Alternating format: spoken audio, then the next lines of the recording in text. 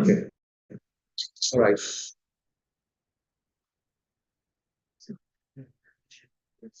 All right. So the next item. All right. So the next item on will be the opening address by the couple or president.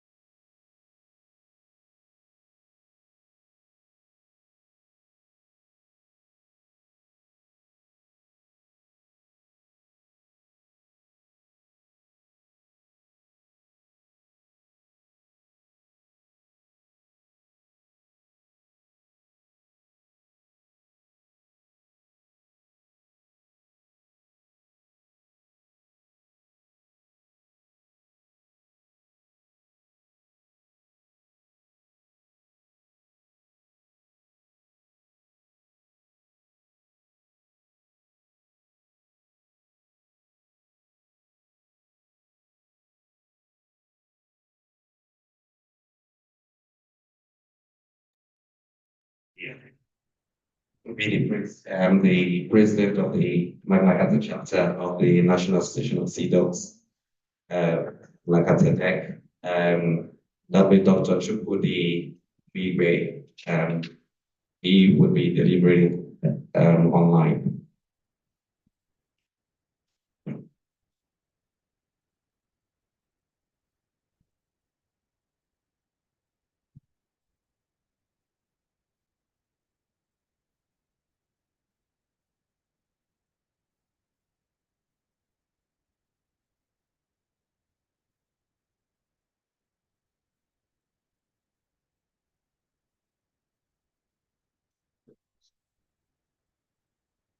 Dr. Chukudi.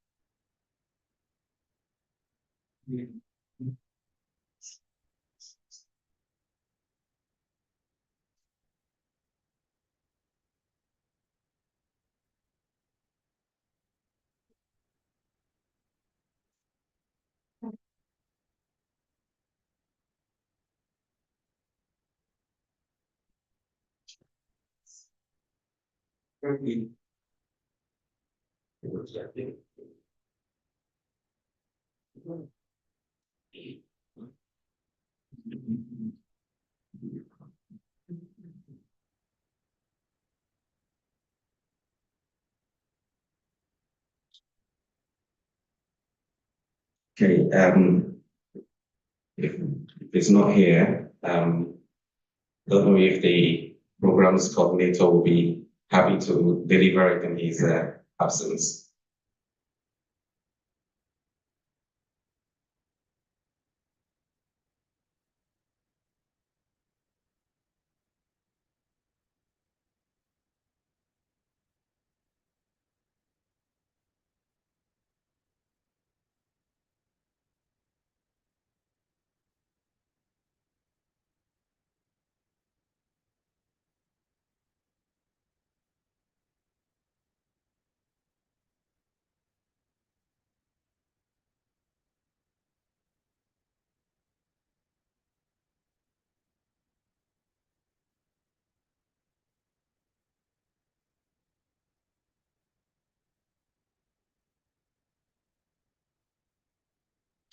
and gentlemen. Thank you for coming in today. As you know, this is Magna Carta, and so many years ago, a group of young men came together because they identified some ills that are working against the attainment of a just society.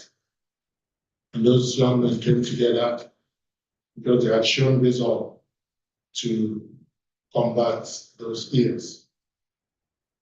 And down the line, down the years, that tradition has continued. And that's why we're here today. In the things we've been doing around years in England, which form the geographical location where manufacturing is based, we have identified the issue of drug and alcohol abuse with the problems in the community.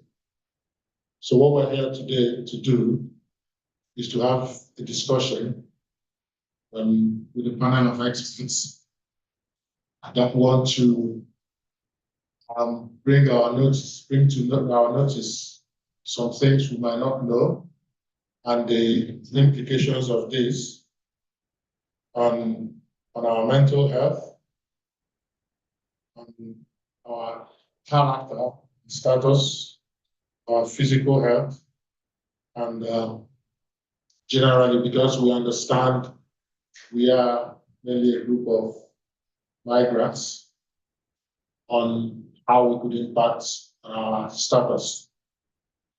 We are having a bit of a challenge from people that were supposed to give some remarks online. So while we sort that out, I think we'll go first to the first presenter. And if you could introduce the presenter for him to come forward and give his lecture. Thank you.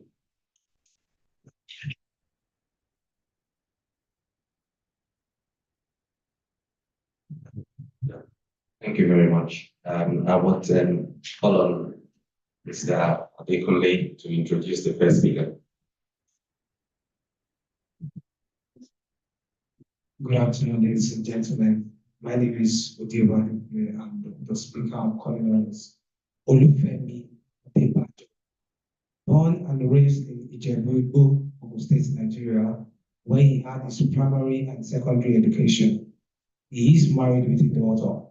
He obtained his first degree, MBBS, from the University of Ibadan in 1991. Subsequently, postgraduate training on the Oxford Rotational Scheme. He has been a member of the Royal College of Psychiatrists since. Olufemi is also a member of the British Association for Psychopharmacology and Ibadan Medical Specialists of UK. Postgraduate diplomas and certificates in psychopharmacology, sleep medicine, and public policy analysis. Femi has been a consultant in adult psychiatry in the NHS since 2004, with various roles in service development, undergraduate and postgraduate medical education, a reviewer for British Journal of Psychiatry, and advances in psychiatric treatment and Journal of Global Medicine. Hobbies and interests include chess, history, especially the Nigerian Civil War, economics, financial derivatives, and photography. Trustee and course designer for the Nigerian IDP Diaspora Support Group, and trustee of Care for Mothers Charity. Please help me in welcoming Olufemi Adebajo.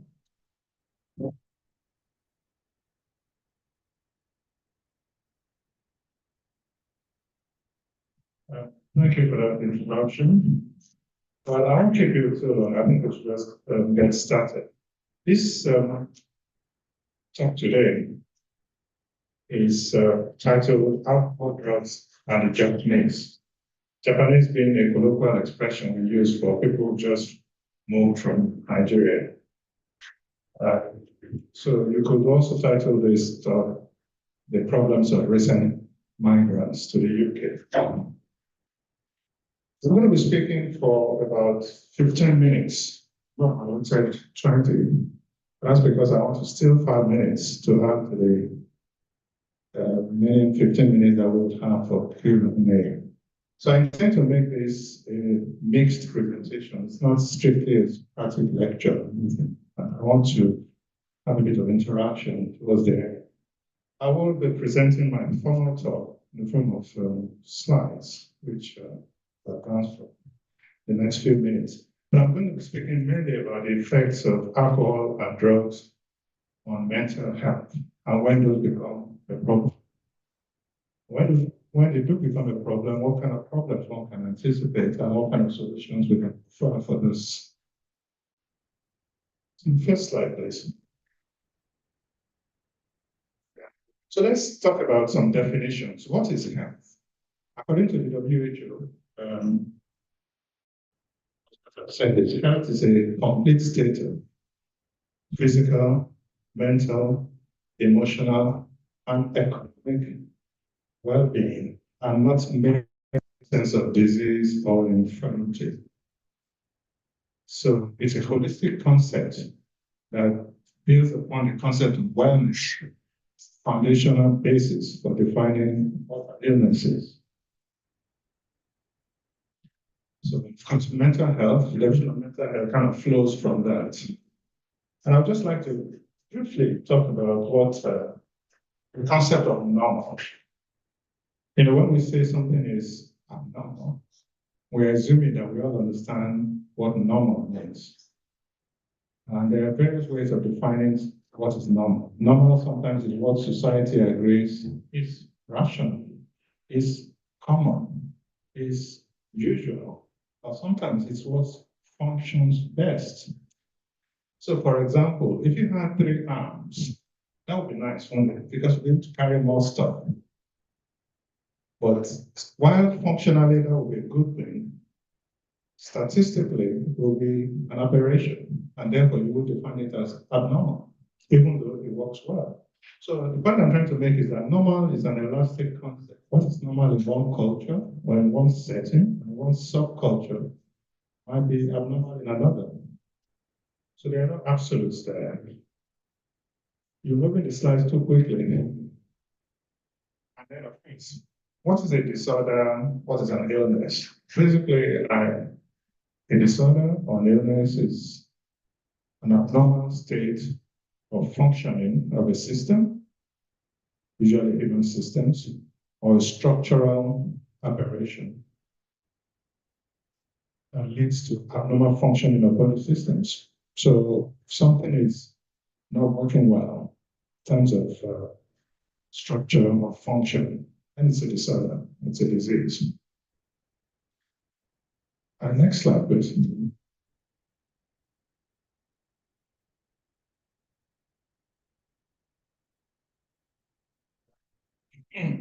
So, what are the usual implications or the usual complications or the effects of moving from one part of the world to another, what we call migration? And by the way, isn't it somewhat pejorative that when, for example, a young man, a 25-year-old man comes from Nigeria to the UK to work, he's called a migrant. When a 22-year-old white British male goes to Shell to work, he's called an expatriate. So I tend to use the word expatriate more than to refer to the Nigerians who come here in search of a golden fleece or a better way of life, just like the Banda Brothers and David Clapperton and the rest of them. Right. So what's the first thing that happens when someone migrates to a different country? You have to cope with different styles of communication, sometimes a different language. If you're coming from Nigeria, for example, Pidgin English becomes slightly tricky, yeah? Even though that's probably our predominant means of communication back in Nigeria, it suddenly becomes a problem. So you have to adjust to a new way of communicating. You have to speak lower, right? Like you don't shout so much here.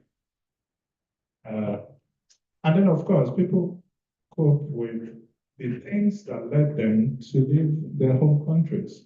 Might be trauma, might be difficult economic circumstances, might be family issues. Those things don't disappear just because you got on a plane and flown 5 hours or 6 hours to come to another country. So you have to deal with those. You have to deal with communication barriers, problems of social adjustment, adjusting to different weather, different systems, different way of life. And of course, you have to run the gauntlet of native hostility. You have to deal with both subliminal and overt hostility towards you from our originals who feel hard done by and think you're responsible for their fortune or misfortune, even though you're not. Often you have to face financial difficulties because you might have sold up to move here or borrow money to pay your way here. And then first, there's the expectation from home, both reasonable and unreasonable ones. People will expect you to buy them an iPhone or the latest Samsung because you are now our brother who is abroad. Of course, money grows on trees. Yeah. You face the real trauma, emotional trauma of separation, family and friends. And because you have to adjust to the environment. It's very cold there. So if you were someone who's grown up all your life or lived all your life in a warm, typical climate, you suddenly have to deal with a system where a temperature of 18 degrees brings people out naked in celebration. It can be difficult to adjust to. And of course, the circumstances of the journey themselves can be quite dramatic. Not everybody comes on their plane. Certainly not everybody comes here in the economy section of the plane. People with more difficulty getting here. So those problems that I've mentioned can contribute to mental health, can create real difficulties that you need adjusting to. And when you adjust to them, I think be all negative. Next slide, please. Right, so we want to talk about alcohol. I mean, what is alcohol? Alcohol is booze, it's ethanol, it's a chemical, yeah. It's a lubricant of social discourse. It's an engine of interaction. We use alcohol to have conversation, to promote social interaction. So it's not always a negative thing. But of course, alcohol can be both positively used and negatively used. We're talking here, of course, about situations where it's a negative factor. We have, of course, the other thing we must notice is that alcohol is a kind of habit forming. It works in certain parts of the brain, which include those areas of the brain that are reward mechanisms. So it can become an addictive problem. So what are some of the effects of alcohol on mental health? Talking here now about excessive use. So it can cause inappropriate social liaisons. It can be expensive, so it can hurt your wallet. It can be harmfully used. It can cause anxiety or worsen anxiety where it already exists. That's just depression, cognitive impairments. It can disrupt your sleep. It can cause you functional impairment. It can make your ability to function in your social, your occupational, and family roles less optimal, less than optimal. I'll just whiz through very quickly. Again, all kinds of drugs, cannabis, amphetamines, stimulants, opiates, psychedelics, and synthetic and novel compounds. Again, those ones can also have effect on mental health. They can cause affective disorders, also known that they exist already. They can worsen or cause psychotic disorders. They can cause cognitive impairment or worsen it where it already exists. Of course, they are expensive. So in the last slide, I will just go, next slide, please. I'll just go to just a brief technical note about how medicines work, or drugs or chemicals. The brain essentially works by cells, neurons, transmitting signals to other neurons. And so you talk about brain or cellular networks of neurons. And the way they communicate is by what you call chemical messengers. Those chemical messengers are exchanged at what junctions are called neuromuscular junctions. Yeah? And those junctions, you have neuropeptides that are called receptors. So essentially, a cell knocks on the door of another cell through a messenger. That's how the brain works. Now, these neurotransmitters are the most important, but the thing to note about them is that they are usually kept in dynamic balance. And if you bear this in mind and say that the body functions optimally, the brain functions optimally, when these chemicals are in dynamic, healthy equilibrium, yeah, they're being made, broken down, recycled. And so, I don't need to sound like a preacher man using the truth, but the more or the less you interfere with that dynamic equilibrium, the better it is. That's just a simple message. Again, I listed some of those chemicals that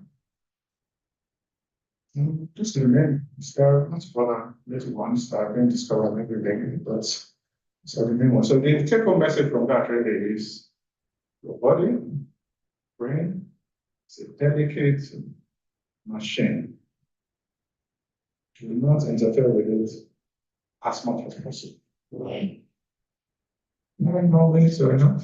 Thank you. 2 more minutes. Okay.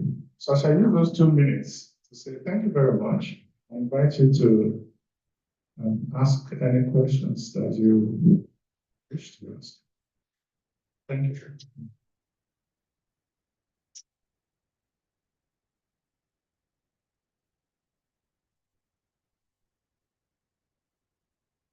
Questions?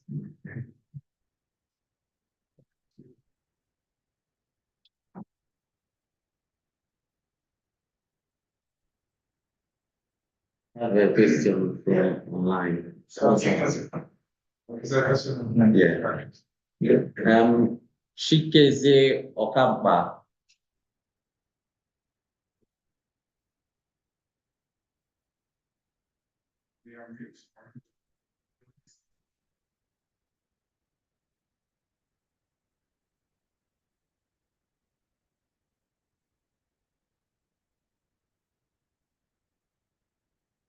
Okay. I think we can take the question in here. Have you noticed any?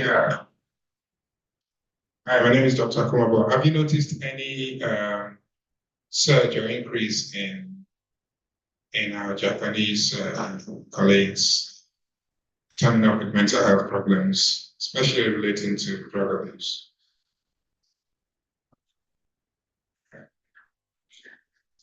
Well, I won't say a surge, an increase, certainly, but that's for what is just a function of increased awareness, increased willingness to seek help. I think back home in Nigeria, there are all sorts of practical and cultural barriers to seeking help for mental health problems. But the first thing we do is we deny that problems exist. So it's not my portion.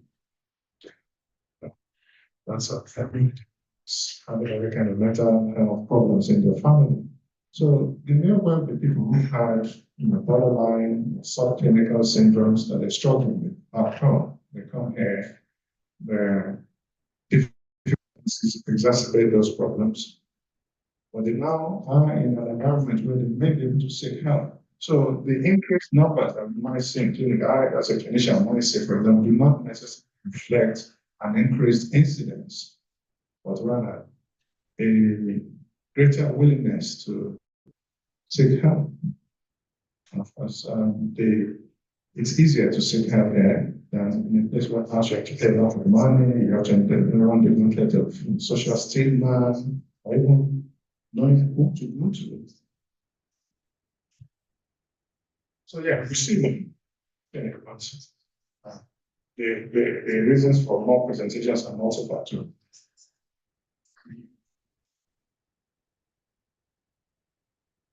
Thank you very much, Dr. Nemi, for doing justice to this and for actually coming to speak to us on very short notice, despite your busy schedule. Thank you. I hope that we're able to get some information from this. Thank you. I'll recognize the international president of the National Association of Sea Dogs, and Mr. Abiola Owaje, who's online here, kindly would give us some remarks. And we also have online the international president-elect also present, which is an honor. So we'll be letting Mr. Owaje give us a remark.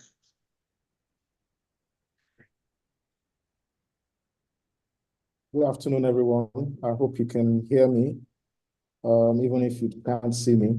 It looks like I'm just able to speak. Well, I would like to, first of all, thank the members of the deck for bringing up this particular program today. I think this is something that quite often people tend not to pay too much attention to because of the fact that back in Nigeria, this is not usually something that we go out seeking for support for. And one of the challenges that many people have after all the euphoria of leaving the country has kind of died down, they then realize that it's a different kettle of fish entirely. When you get into a different environment where the society works very differently from what they're used to, even socializing is very, very different from how things are. For example, you can't just drop into someone's house. I was just passing by and I knock on your door and I just enter the house, which is something that is usually taken for granted where we are in Nigeria, but quite often frowned upon in the Western world.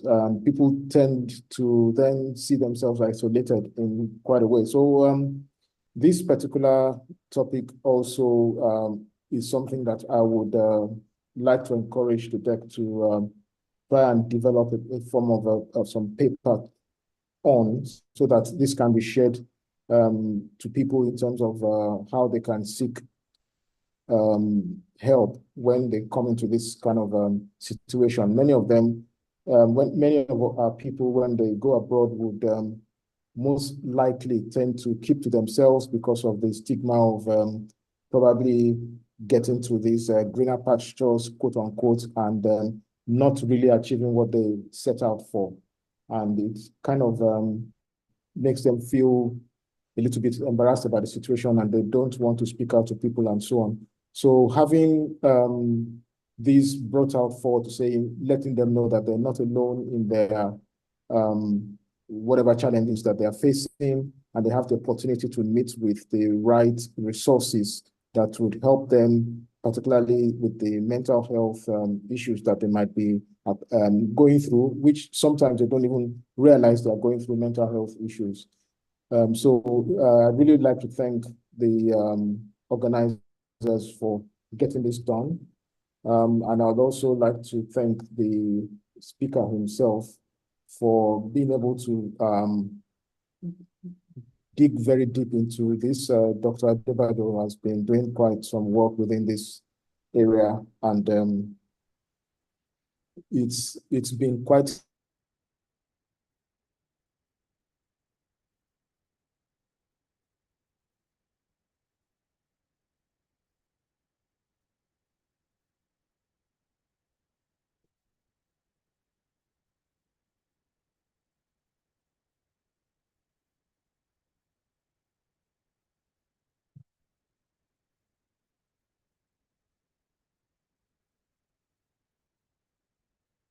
okay.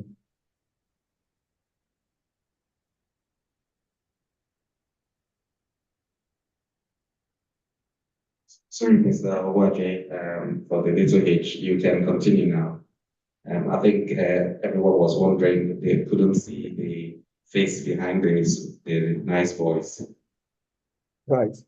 Okay. So, well, I want to assume that at least you heard most of what I said, and particularly as it relates to experiences that people often come across. That's people who are not used to the environment where the way they find themselves is not only in the UK, it's also in Canada, US, and other Western world countries that our people often migrate to. They often realize that socializing and even the way they sometimes are treated, because there's this passive aggressive nature sometimes that people don't really understand what's going on, and it all boils down to the increase far right situation that we find in so many countries in the Western world today, where there's a lot of pushback on immigration, and people, just like was said earlier on, instead of being classified as expatriates and so on, they see them as migrants, and migrants has been relegated to a very nasty world, particularly in so many of these Western countries. So we then find that the migrants that don't easily get adjusted to the situation where they find themselves then fall into the cracks, and you'll see, like, there's a video I saw once of people who ended up on the streets because they were not fully integrated into where they went, and they ended up sleeping in the park somewhere. And it's just such a sorry sight when you see those kind of things, because even when people are sliding towards that direction, they find it very difficult to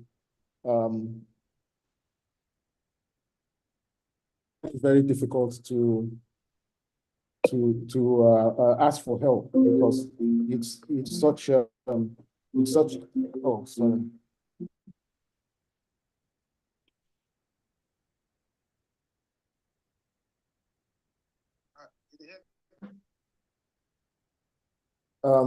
Because they find it very difficult to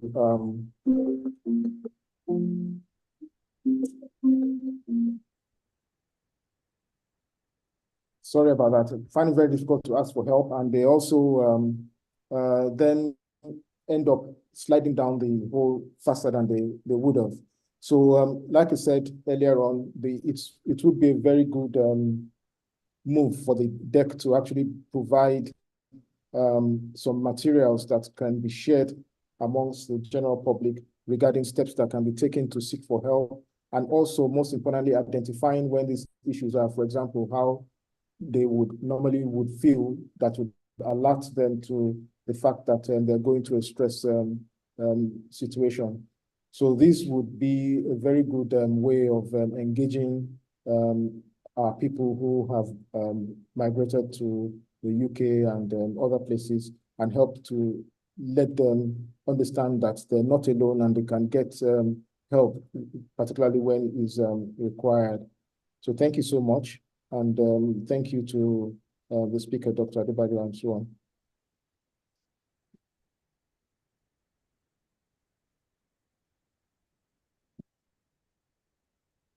Thank you. Thank you so much, Mr. Abiola Owaje, the International President of the National Institute of CDOTS. And thank you, just like we've initially said, he was told on very short notice, and he was happy to come in and add a little bit of his own experience, knowledge, and words of wisdom to this. I have a question that came up on the Zoom for Femi in the last session. But I guess, I don't know, would you be able to take it or would you take it later? It says, that's fine. All right, so it says, are there any gains in taking red wine? At what point is this accused? 1 year. It's low. Well, I think there are gains in not just red wine, but also white wine and other alcoholic beverages. Like I said at the beginning of my talk, alcohol is a lubricant of social discourse. It can have positive effects. You can ascend higher spiritual planes when you're sufficiently motivated by alcohol. So alcohol is not a bad thing. I must enjoy a little bit. But moderation is key. When alcohol then becomes an escape mechanism from real world troubles, that's when it starts to become a problem. That's when you start to talk about harmful use. When it stops you doing the things you need to do as a family member, as an employee, as a integral member of society, then it becomes a problem. So alcohol use is a problem once it stops you doing positive things that you should be doing with your life. But other than that, yeah, red wine is good. Yeah, while you're here, I think there's another question for you. You're in high demand. Yeah, good afternoon. My name is Patrick Briggs. Thanks again for your lovely presentation. I'm just thinking of a scenario here. If you look across the Atlantic Ocean, in America now, and even Canada, drugs like cannabis are now being legalized. I think it's just a matter of time. It will be the same here, if not already happening. So, what do you envisage could be the outcome if it does, and when it does happen here? Do you think we are going to see an increase in the rates of people with presenting mental health problems as a result of the cannabis, because it's going to be easily available? Thank you. Thank you very much. Okay, so the question is, what do I see as the consequences of the trend towards liberalization of cannabis use, maybe other substances? Well, this is what I usually tell my patients. If you wanted to answer the question in a scientific way, is cannabis harmful to mental health? What you do is really very simple. You will get two groups of human beings. You will give cannabis to one group, and you will not give cannabis to the other group. And then you will follow them up long term. And you will measure their outcomes on several levels, what rates of hospitalization, rates of, that's how we do things. But unfortunately, we cannot, not anymore, not since the Second World War, we can no longer experiment on human beings. So what do we do instead? We still need to answer this question. We just let human beings experiment on themselves. These kind of studies have been done. They are called cohort studies. The biggest ones come from Scandinavia. They follow lots of people and measure their outcomes on the basis of their exposure to these various substances. And on the basis of it, we can confidently say that the overall effect is negative mental health. Quite apart from, of course, the effect on physical health, increased rates of throat cancer, for example, reduced fertility, and so on. But, apart from being a doctor, I'm also a liberal. So I do not interfere with the rights of adults who are sentient and capable to make decisions, including bad decisions. Our role should be to put the information out there about the possibility of harm, and the likelihood of harm, and let adults make decisions on the basis of their own values, their own judgment, and then be ready to help them manage the consequences of those decisions that they freely make. So, yes, people will use cannabis a lot more. because it's labeled, there's less stigma about it, and they will have more problems with it. By the way, I should just mention that apart from cannabis, again, a lot of these drugs, they have natural substrates in the body. Psychedelics, for example, magic mushrooms, do produce effects in the brain that are identical to chemically induced recovery from depression, for example.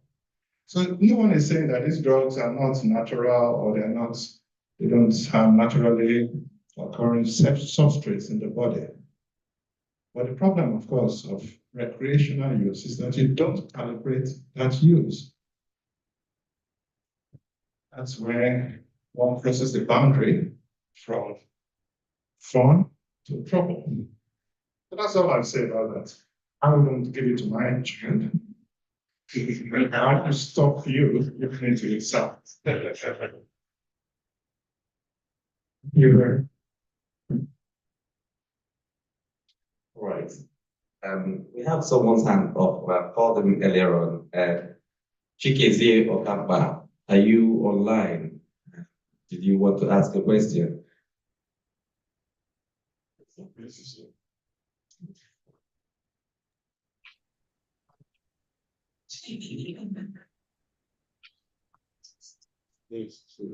All right. You can ask your question now.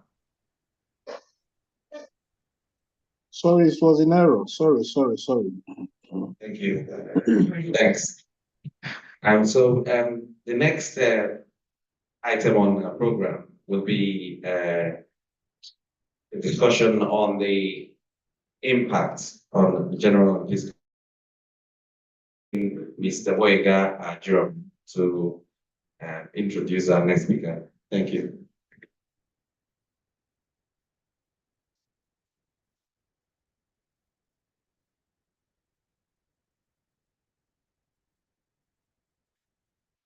Yeah, good afternoon, ladies and gentlemen. Distinguished guests, welcome all to today's event.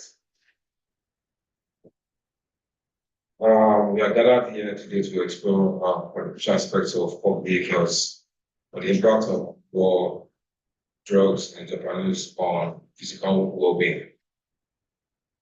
Yeah, it is with great pleasure that I introduce our esteemed speaker, in the person of Dr. John Akumabo. Dr.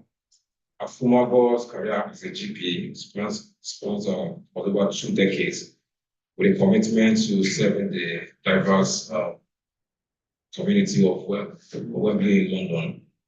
He qualified from University of Benin in Nigeria, that's in 1988. His journey in medicine has been marked by compassion, expertise, and unwavering dedication to patient care. Dr. Akumabo is currently the practice lead for mental health and orthopedics, as well as being the safeguarding lead for the practice, ensuring the safety and well-being of vulnerable individuals, reflecting his holistic approach to healthcare. Today, as we delve into the intricate relationship between substance abuse, jakpanese, and their impact on physical health, Dr. Akumabo's brings on stage with a wealth of experience and expertise.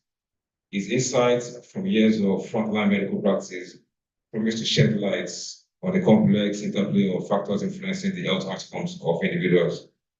So please join me in welcoming Dr. John.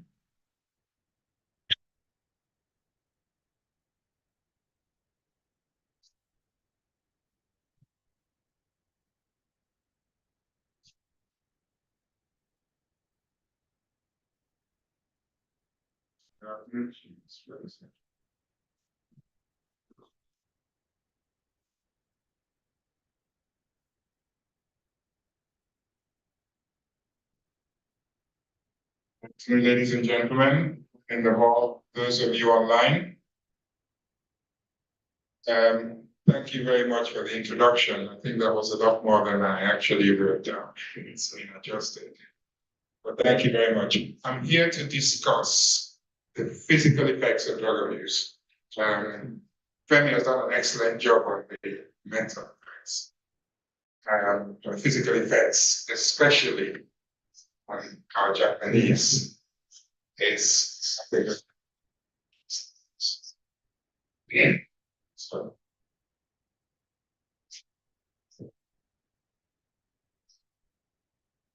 Next slide, please. So before I start, I'm going to lay in the background about myself, about mental I see. So currently, partner in a basically over 8,000 patients in the Wembley area of London, which is one of the most diverse areas in history regarding the population makeup. I've been a GP in Wembley for over 20 years.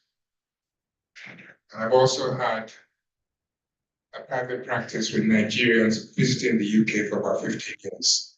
So my experience comes from a lot of observations over the years dealing with Nigerians seeking their healthcare in the UK. There are a few items we need to be aware of before we go into this, because I've realized over the years that there are a few things that Nigerians present with. And first of all, they come with underlying health conditions that are undiagnosed. So a lot of guys will come and register with the GP. In my practice, we will do full blood screen, blood pressure, and everything else. And you'll be surprised the number of people with hypertension we diagnose, diabetes, renal impairment, close to renal failure, loads of it. And more increasingly, tuberculosis as well, which was a surprise to me until I saw the figures. More importantly, it is the poor knowledge, these underlying health conditions, and also the poor education, general medical education and know-how puts many of our Japanese at risk. They will indulge in drugs that they're not used to. Cannabis, a lot of them are fine. Some of the drugs here, some of them are nameless, they've got numbers. And they cause lots of effects, cardiovascular system, the heart, the kidneys, the liver. Now, for the average teenager running a young person who's no underlying health conditions, not a problem.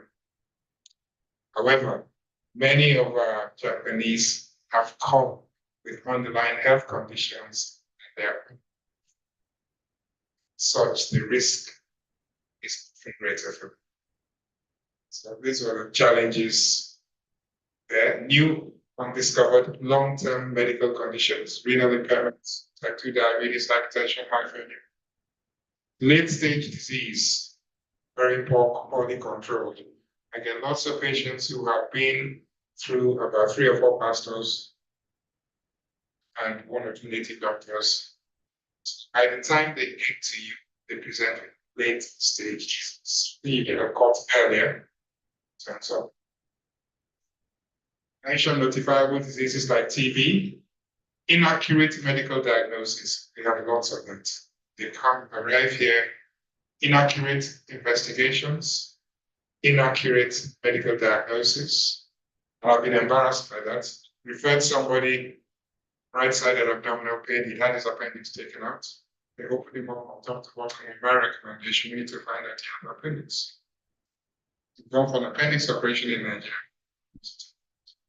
So you get it. But a lot of it is especially the multiple myths and misconceptions. Taking too much sugar causes diabetes, thinking versus hypertension, all sorts. Next slide, please. Please work. So many drugs have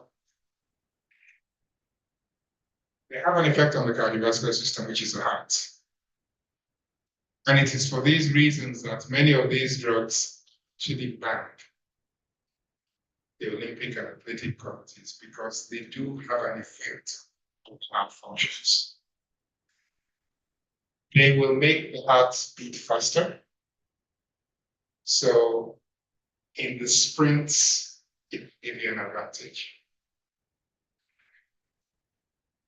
Some of them will slow it down. Maybe an advantage in the long distance. But more importantly, they change the dynamics of your heart. Now, if you've got a young heart, no problem. If you've got a heart that has been patient high blood pressure for 20 years, that heart's failure, it's okay. That's exposure to drugs. That's high, they call it high pulse, almost over 200. Heart fails. Now, if he knew he had an underlying issue, he probably be a lot more careful. But a lot of the things, that's wrong. Lots of drugs, strokes. Cocaine is described as the perfect heart attack drug in medical practice. Perfect heart attack. So you got somebody who's got a heart condition, give them a bit of cocaine, and you may end up attack quite easily. Infections, HIV, all sorts of other things, some types of cancer as well. But the thing is that substance abuse goes through the whole system. So your kidneys, liver, the whole schmuck goes through everywhere. And most of the drugs actually disposed of, broken down, and serviced and analyzed and excreted by the liver. So one of the places where a lot of drugs will concentrate will be in the liver. Next one. Now, in the lungs, we know the rhetoric, smoking causes lung cancer, which is correct. However, the 40% of lung cancer sufferers, smokers, 40%. And prevalence of smoking at the time the studies were done was about 20% smokers, but double the amount risk of lung cancer. What that information fails to realize is that 60% of people who get lung cancer never smoke. That's how figures can sometimes be funny. When it comes to drugs, not only do you smoke, sniff, so you get lots of things inhaled into the lungs. So lung cancer is on its own, but lots of other things. You get a lot of damage to the nose, nasal areas. That's usually, it can burn a hole quite easily. Collapsed lungs from inhaling drugs. Now, those of them that are asthmatic, it can trigger an asthmatic attack, which of course will be fatal. And there are quite a few that will die from asthma. Fluid in the lungs, quite common. And then if you get a septic embolism, which is a blood clot, that can leave you severely disabled as well. Next. So, drug abuse, many drugs can alter blood pressure, causing dangerous drops or spikes. Change your heart rate, abnormal rhythms. Cocaine and amphetamines are associated with cardiovascular risk, heart disease, strokes. And of course, injected drug use damages especially the arteries or veins you use. Over time, they will be damaged. But the biggest risk is sepsis, infection from unsanitized needles and implements used. And that leaves huge damage. It leaves damage on the valves, leaking valve, it wrecks the cardiovascular system. Liver. We immediately go to alcohol. Yes, alcohol is one of the biggest causes of liver dysfunction. However, a lot of the liver dysfunction seems to go hand in hand a lot with spirits. Many of my patients are Muslim. Muslims don't drink. So we have in the Wembley area fewer of your traditional alcoholics that will sit corners by the off license. You have more covert drinkers. They drink at home. Muslim, Buddhist, Sikh, alcoholism is huge. And most of the alcoholism is spirits. Not so much lager. Lager takes too much time, and most lager people watching cooler on top, so they drink it. When our Japanese come from Nigeria, they don't go to the pubs. The ones that were drinking come here, unless they have a thriving Nigerian community to go to, they tend to drink alcohol. If they were in the London area or city area, they may go out. What I've realized is many of our Japanese don't actually come to the cities. Very few in London, too expensive. Besides, most of the schools and workplaces are placed in places outside of many of the urban centers. So you find many of them are isolated, like Femi mentioned, trying to adjust to a completely different way of life, temperature, weather, peoples. And so we're not finding lots of our Japanese on the streets sitting on, no, they're drinking out. It's a very cheaper drinker. Now, when they add drugs, your liver, let's assume your liver can function and clear 100 units of alcohol every day. If you give it 150, it will clear the 100 max. The 50 will remain behind. It's a nice thing. That 50, the excess alcohol is damage the liver. And most drugs also cleared through the liver. So if your liver is working overtime already from there, two of you might take the same amount of drugs. One will clear through his liver, the other one will have problems. And so they end up with cirrhosis due to other drugs, which is a chronic inflammation of the liver. It doesn't work very well. But many of them still exacerbated by kidneys. Nigeria or Nigerians, some of the highest rates of renal failure or kidney failure in the world. I think the Samoas are probably slightly higher than us. But when it comes to, let's say, prostate cancer, when it comes to kidney failure, we have a huge amount. And we've got many factors from our food to leaching causes, so lots of it that happens. Alcohol, of course, is one of the huge things, but as a race, we seem to have a lot of issues with our renal health, possibly due to high blood pressure undiagnosed. But cocaine, apart from alcohol actually affects everything. So anytime I mention it, often number one. In addition, cocaine, heroin particularly damage the kidneys. So, you work in a city or among the blue collar workers, the drug of choice is cocaine. Okay, next slide, please. The gastrointestinal, you can get some drugs can cause a blockage, stoppage of blood production to the bowel, that causes death. But in the whole grand scheme of things, gastrointestinal and intestinal issues are not really high on the agenda. Next slide, please. So, conclusions. Take questions after this. The harsh reality is that the adjustment process to life in the UK is an active trigger to substance abuse, including alcohol. Undiagnosed significant medical conditions and generally poor knowledge or understanding of these medical conditions remains a real concern their brothers coming from Nigeria.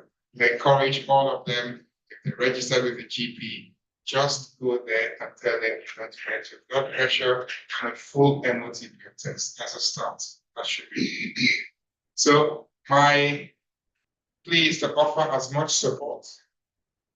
So low support mechanisms like many of the outer areas, but we need to offer them as much support and understanding. So any or all Japanese, as these are very tough times in their transition in the UK, very, very tough times. You need to understand that many people have left Nigeria and gone up there.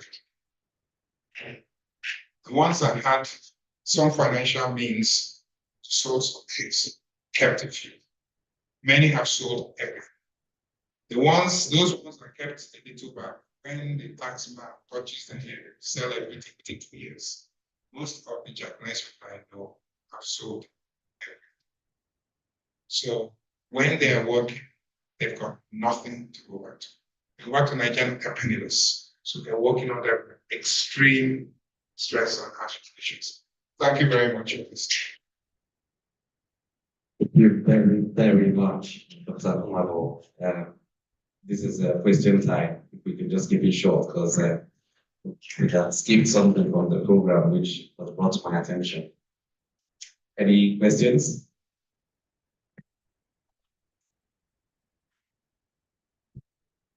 Thank you, Dr. Kumalo.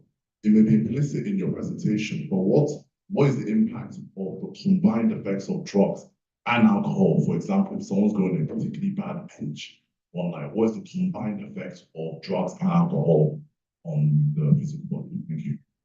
So the combined effect effectively is that a lot of people through alcohol, especially coming from Nigeria, have probably maxed out their liver anyway.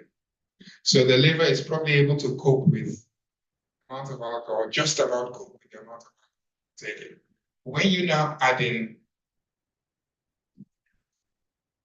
that now makes even more demands on the liver.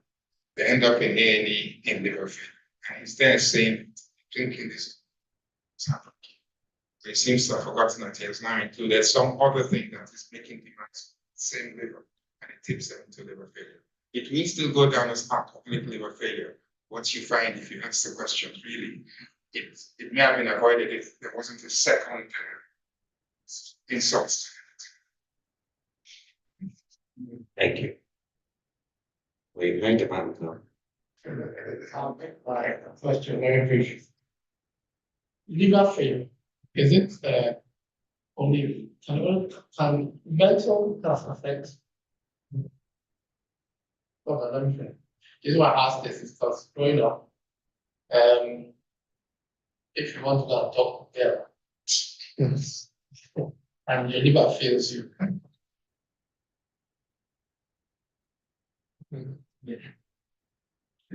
Thank you. Another question. So you can take all of them at the same time. Thank you for your beautiful presentation. My question is, you said something that if your liver can take 100 units or 150 units, so what is it, when you say 1 unit, what is 1 unit of alcohol in spirits? And then what does the normal liver, what can the normal liver pass through in a day so we can know what moderation means? So to the gentleman who asked the first Thank you. question, come from the same area of Nigeria, we are all Delta boys, and liver is very important. So I think in this context, liver is used as a symbolic. The liver doesn't have effect on mental health. Actually, the other way around. The dysfunctional liver can affect you. So you can get. How about the units? There is no normal liver consumption. I tell my patients this all the time. Some of them come in and their liver is failing. When I find out how much they're drinking, go slightly quiet. Not much more than I do. So I tell each and every one of them that the alcohol you're drinking is too much for your liver. Not the next man's liver, but for your liver. Your liver can only deal with 80 units. That man over there liver can give you 200. Just means so there is no normal liver. It is what is normal for you. You're taking too much alcohol, it's affecting you, it is your liver. So you need to cut that down now. Why I use that kind of descriptively. Let's assume your liver can handle 100 units, but your booze is taking up 98. So you're fine. You're just cleared everything. Once you add in a supplements, maybe the adds 120, the liver fails. I think that was it. Yeah. Thank you, John. My question is about the misuse of alcohol. In my experience, the misuse of alcohol is just as dangerous as the misuse of drugs. Why is there so much more stigma attached to the drugs? So alcohol is the biggest, most dangerous, it's a health costly drug that's ever been created. However, alcohol has been accepted into the social fabric of many communities. Some have tried to fight it, like America. America had a period of prohibition on alcohol. They drove alcohol underground, and when they finally released the prohibition, all the smuggling alcohol routes were converted to drugs. So alcohol, even in the good books, has been made mention to. And unfortunately, it is acceptable now. To answer your question about abuse, listening to my patients from all over the world, Somalia, no matter where, I've come to realize that what one society considers alcohol abuse, another society might consider it as hacking among friends. When I sit down with some of my African colleagues and they're talking how it is back home, how they'll go out, they'll all, drink 5 of them, a bottle of brandy. I'm thinking about my friends who never really know his own bottle of brandy by himself. I was living in that country, definitely. I remember many people come from Muslim countries where there's no alcohol and find that the patients who become chronic calcitrant alcoholics end up dying, often from countries about Islam's liberal. Thank you. Got one more question here. You have a question online? Yes. Just one second. Okay. Because we're 24/7 in the Northampton community, we actually promote equality. It seems as if it's all men. Asking question here. So let's have a man. Thank you. I just want to ask, we've been talking about misuse and the liver being able to process. How can one actually tell what's their gauge? Does the liver give you signs or stuff like that? That's one of the best questions asked in the hall today. So,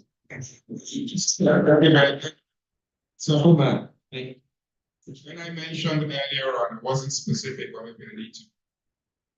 When you go to your GP and you ask for full MOT blood tests, it will include your kidney function, your liver function, and if you're a man over 40, your PSA, which is for your prostate. I should do a check for your cholesterol, screen for diabetes, your thyroid. So you do that once a year. Many of my patients will come in. Your gamma GT is on. Gamma GT tracks alcohol. Call him and say, Mr. Smith. I said, how much are you drinking? He said, Doc, I've increased. I said, your liver can't go. Whatever you're drinking now, your liver cannot go. So cut down your drinking. We're going to repeat your liver function in 3 months. So just that one test a year is what will tell them whether they need to look closely at you or not. And that will tell you. So Mr. Smith knows that when he moves from lager, which is what he was drinking, and he's going out with these guys who drink spirits, and he was mixing them. It's a choice there. So he knows his liver, not the next one. So if you do your blood test, then you catch your liver when it starts to malfunction, catch your signs.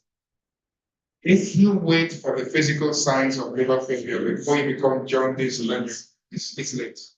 You do not want to wait for the physical signs, please. You want to catch it. And it's just a blood test. Thank you very much. Another lady is online, Adama Kenneth, says, thank you for an insightful session, Dr. Kumabo. If one has a Japanese friend who is struggling with substance abuse but refuses to seek help, what would you advise as best steps to support or help them? And I think there's another question online, so you can just take both of them.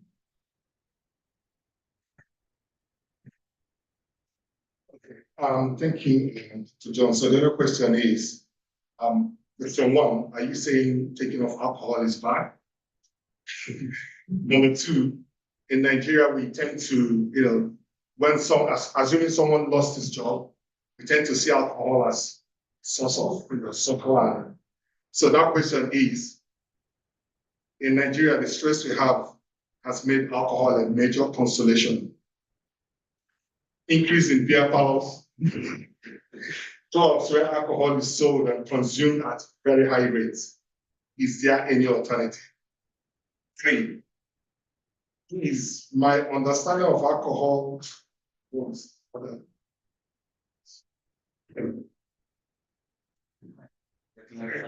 please clarify my understanding of alcohol, spirit, and beer. Can we stay without it? What can you say about this order? The older the drink, the better. And one other question, this is from me. So we're talking about the drug abuse. So where I did my master's, we had a couple of seminars that we attended. So we noticed that when we arrived, we saw a lot of people, a lot of junkies on the streets. But when we had that seminar, we were told that some of them have been taken into rehab. Now, what we were told is that they were introduced to more drugs to help them withdraw. So I'm trying to understand why it's possible. Why are they doing that? Why can't they just tell them, well, you're not taking it? So why do they need to give them small, in order to take them, make them feel better? All right, That's a lot. Quite a few questions. Yes. Answer that because you're here. So if I forget that, you can refresh me. Let me try and take. There's one online which is about support for refusal. Okay, so the first lady that talked about support for refusal. First of all, they all refuse. Don't feel offended. They will lie. They refuse. We will do it. Nobody can. No. One of the things we find very hard, more so as Nigerians, is looking in the mirror. When we don't like what we see in the mirror, we'll put a blanket over it and ignore it. So don't expect anybody to willingly come out and say, I'm an alcoholic. But the little things like, we had your blood test. Send them the blood tests. Let somebody else do the blood for you. So just drag him there, let him go and do blood tests. If there's something wrong with him, we'll be the ones to call him, then you can reinforce it. But often it is very hard. I don't think there's any one way to do it. It depends. Each individual person will respond differently, but it is a difficult one. For the gentleman who talked about the rates of drinking in Nigeria, I grew up in Nigeria and understand perfectly well what he's saying. I'm not saying alcohol is bad. I am saying the man drinking in Nigeria, this is one of the biggest problems, will never willingly go to his doctor and say, let me do blood tests, check my liver load. If some of the guys drinking in Nigeria knew the state of their liver, they may not drink as much. They will make adjustments. If somebody's telling you, this booze is damaging your liver. But one of the things I realize is that one thing we do really well is to live in ignorance. Very, very good living in ignorance. They asked about spirits, beer. One shot of spirits is about the same alcohol as a glass of beer. So it's much quicker to get in large amounts of alcohol in spirit form as opposed to beer. Beer needs time. Beer needs volume. And in Nigeria, we have both. We have big bellies. We have a lot of time. When you come here, big bellies is not it's not a fashion. We tend to want to be a big dreamer. But most importantly, we don't have the time. We don't have the time to sit down for 4, 5, 6 hours almost every evening drinking beer. People are working different shifts, so it becomes very difficult. For our Japanese, many of them are not even in the areas where they can be sitting down. Like maybe one park, not somewhere, a few of them there. And so spirits tends to be the go-to, especially with the weather the way it is. I'm trying to remember the question. His own question was about the reason why we have to give medications for withdrawal. I think people need to understand what rehab is. And when I explain to my patients and the families, they're shocked. Rehab is a voluntary, stress the word, voluntary submission of yourself to get off alcohol. A man who's been drinking alcohol, who's dependent on alcohol, if he stops drinking, he will get withdrawal symptoms. He may get fits, he may get panic attacks, all sorts. So they put you admit yourself into a rehab unit, it's open door. If you walk out, you're off the program. It takes about 7 to 10 days, on average, to get over the physical effects of alcohol. During that 7 to 10 days, when you're having the fits and everything else, those are the drugs they give, the sedative drugs, to get them through that period. At the end of 10 days, free to go. You can leave the rehab unit and walk to the next spot if you like. Getting off alcohol is entirely voluntary. We have learned over the years, Mr. Smith, how much do you drink? I drink a bottle of whiskey a day. Do you want to stop? No. If he tells you no, don't throw any resources at it. To be fair. You have to want to come back. And sometimes it's easier if you have evidence to say it's damaging your liver. What we tend to do really well is we don't scan.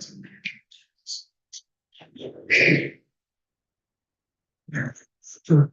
Thanks, John. I just wanted to add an observation about some of the science behind what you described, which is actually called substitution therapy. So in the case of alcohol, what does alcohol do to the body? When alcohol goes into the body, in whichever form, it's initially processed by the liver and then sent to the brain. In the brain, it acts on what they call GABA receptors, gamma aminobutyric acid receptors.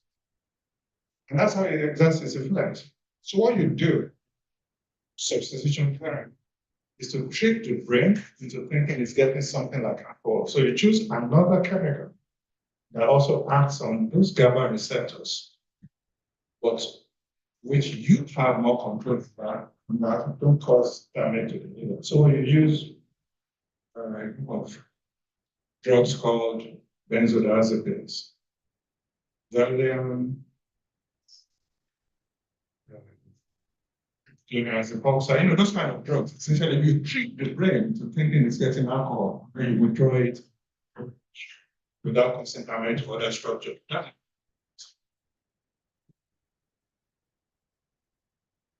Thank you very much. I have no more questions for now. Thank you. Thank you. I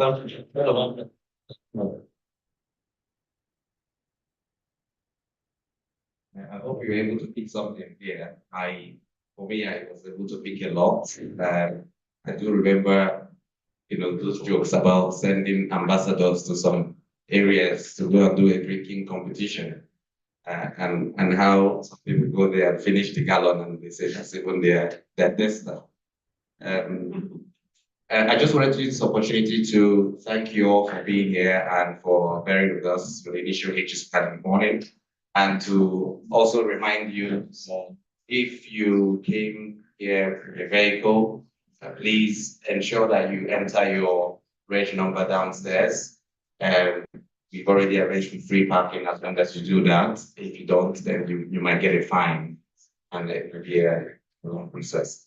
The next agenda on the list will be refreshments. So please make your way out, and we have some good things out there. And I will enjoy. I think it's about 10 to 15 minutes and we can come back. In the meantime, we'll have some little music playing around while we have that. Thank you. Well, you should be your preference as Our viewers online, and it will just be a short break, just to allow people to walk around, and we'll be back in the next minutes. Thank you.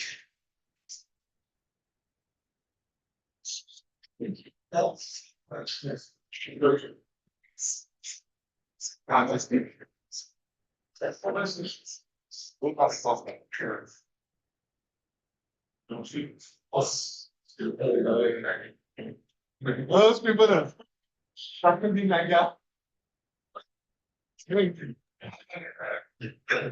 Our scribolo.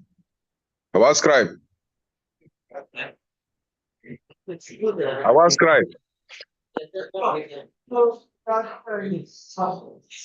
Our scribe, can you hear me?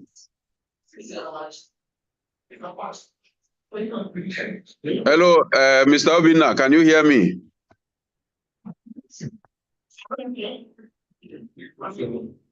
Hello, Mr. Obina. Dr. Obi, can you hear me? So far.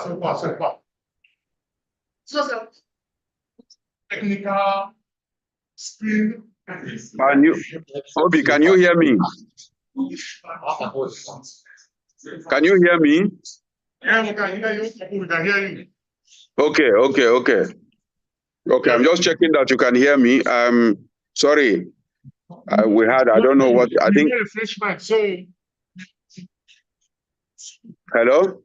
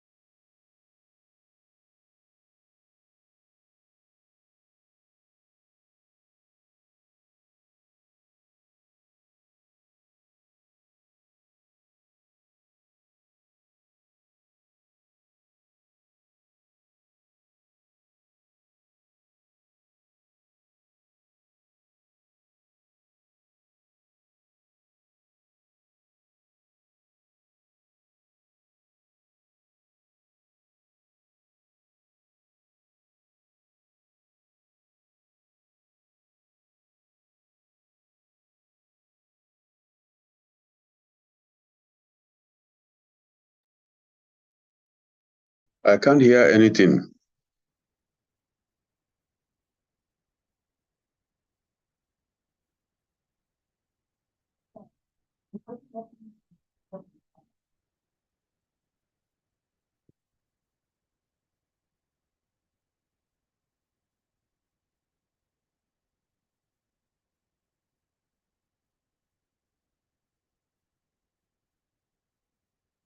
And laughter. No? If you dey shout, say, no place like home, no place like home, no place like home. No be where they take the trip here or their parlor. Don't be that place that they shout, no place like home. Oh. Nothing. If you want to shout, no place like home, like this kind of place, because wetin alcohol and drugs dey do. And that guy, they shout, they don't drink, they don't drink, they don't drink. Everybody don't shake, everybody don't drink. In fact, you know, say, according to my speaker today, say, when you are of control, means that it's no longer normal. Just know that, yes, alcohol is that. They don't drink, everybody they shout. No place like home, no place like home, no place like home, no place like home. My guy come hold his song. Where be this no place like home? I only carry a leg, book flat. Start playing, go home. You won't go nowhere to be no place like home, no place like home. My guy reach home. On his way coming back, immigration rule change.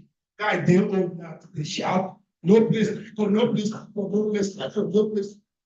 No, you say, not be by enter the plane.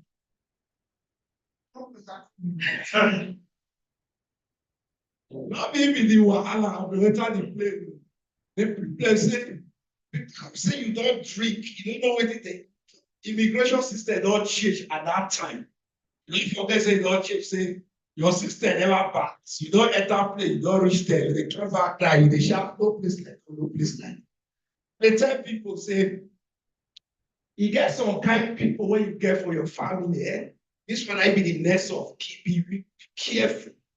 What's nest of keeping people, eh? They don't go to school, but they speak like professor. If you see them, if the way that they wear eyeglass, if they wear eyeglass like that, now newspaper, they don't do anything. But when it comes to nest of king, you want to say now we now you want to say now be the solution. They don't recognize you. Those people, everybody get it for family, but they're common for people well. If you see them, if anything happen to man, they are ready to, apart from the land where they all collect, they all track the woman collect again, they won't inherit the woman at that level. You know, the problem of party rice, not where that thing they cause, party rice, it they make you they do confession when nobody asks you. You see when you are your neighbor, they quarrel for home. Then they ask you now, say they want settle now. Only it's not come from where. I mean, actually, they want settle now. You only say, we know they quarrel, we did okay, nothing they happen. But you know, say when I want your neighbor, so I said they will settle now. I said, no, I have anything with him, with her. I'm okay. We are talking, we don't know nothing. But your neighbor now don't be person when they choose when you want to serve party rice for the party where you came. And the look when they give that your neighbor and at the line you there, and you get the last position. You see what? Now that one, and I get that origin of the word come from, say you go explain, tie and no evidence. Your neighbor now, your neighbor don't come, he just serve rice genuinely, at least innocently. But the reach your turn, you want you dey back because they can't people, the rice finish. This one so finish. You want to explain now, say no be waiting you carry your mind, say una dey quarrel. Everybody provoke, don't they shout. Yeah, because I say you dey beef me. Now you let the MC say una get quarrel, you say no, we don't get quarrel. Party rice, it dey make you dey confess so. I don't know they confess now saying you know get quarrel, but you say no be quarrel. You when you be saying I use rice now. Tell me, in what they explain now say you not deliberately travel.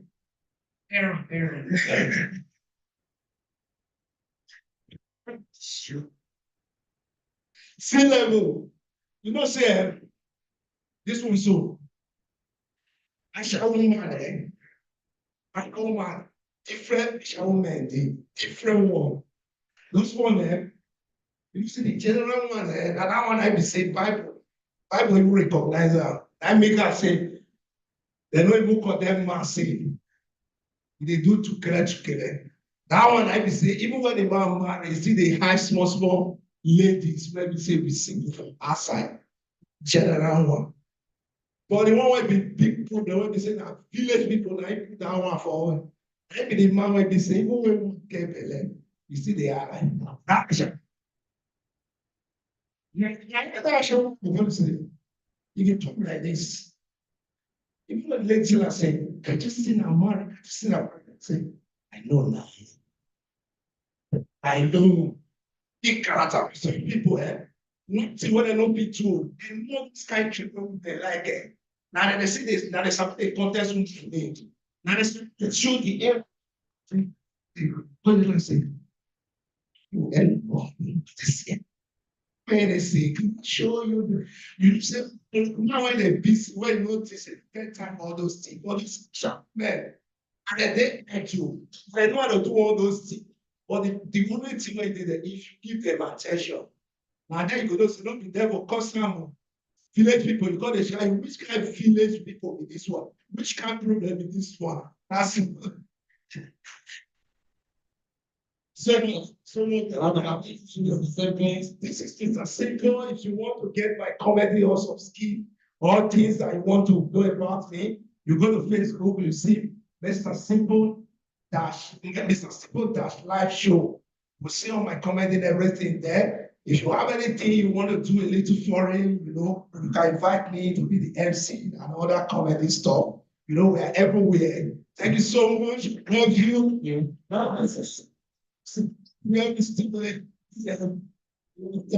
Smile, laughter. Thank you very much, Mr. Simple. Another round of applause. It's not easy. That's on stage. Meet the people you don't know. Making them laugh. Thank you. All right. We'll have our refreshments. I guess we're a lot more energized to get on with the program. And we have very, very packed presentations coming up next. I'll be inviting Mr. Ajiroba Oyega to introduce the next speaker.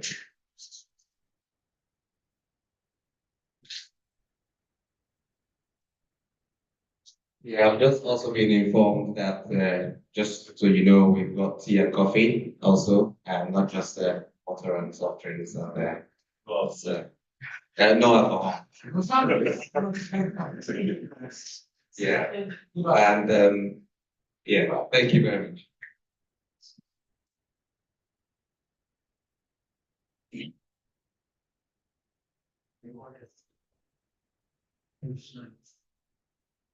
Thanks for having me back. I hope you're all refreshed now.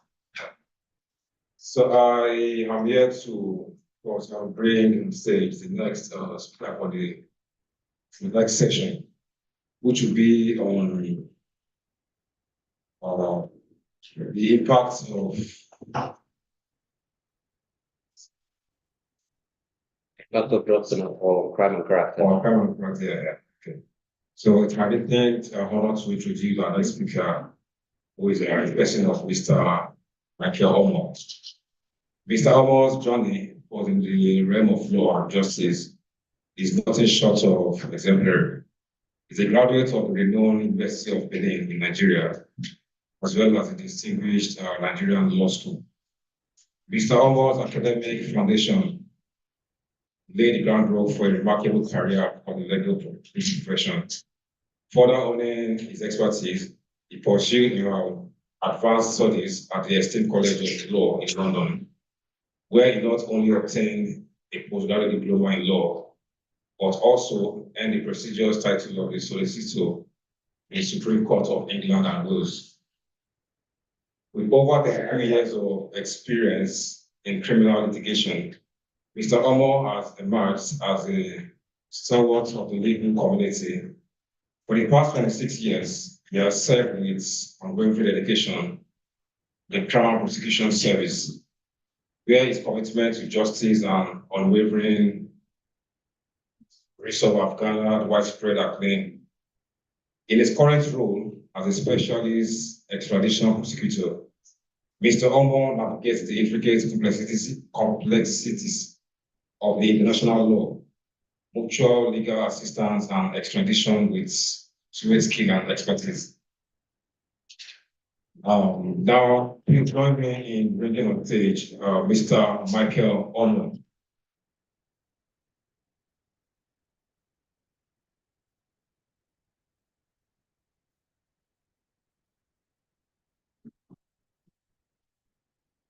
Thomas bio is complex. Good afternoon, ladies and gentlemen. I'm afraid I don't even recognize myself in that bias. My presentation is going to be slightly different from the previous two. Because I'm not talking about the impact drugs and alcohol has on health and well-being. I'm going to be speaking about how it impacts the society and also the character of the people who actually commit these offenses. Now, the first slide.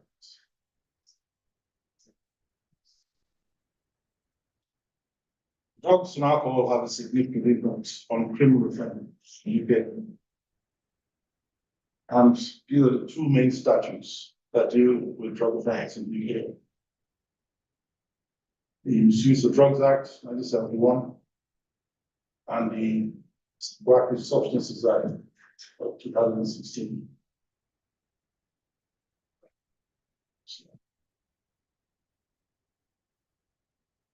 But these are the most common classifications of drugs, which I'm sure most people would recognize. Because Class A drugs deal with the more serious drugs: cocaine, heroin, MDMA, LSD, methadone, which is used as a substitute for morphine, opium, crystal meth. Then you've also got your synthetic opiates, fentanyl, and amphetamine in injectable form. Class B, the more common ones, again, amphetamines, which are not injectable, methadone, commonly called, known as meow meow. Cannabis, everybody knows, cannabis resin, and certain synthetic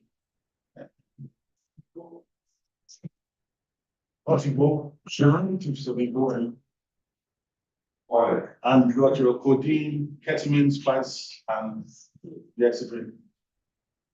Class C, you've got examples there: diazepam, nitrazepam, and then the anabolic steroids, which sportsmen commonly abuse. And you've got cat.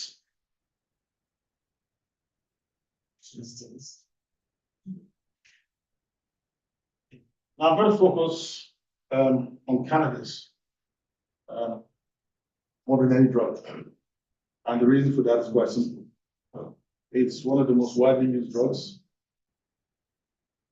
And that's because culturally, a lot of people actually don't see cannabis as a legal drug. It's widely used in Caribbean, widely used in Africa.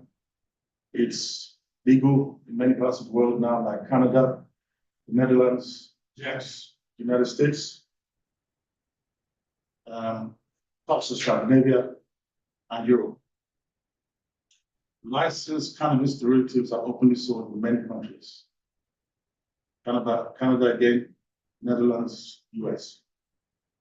Now, in the UK, cannabis was reclassified as Class C drug in 2004.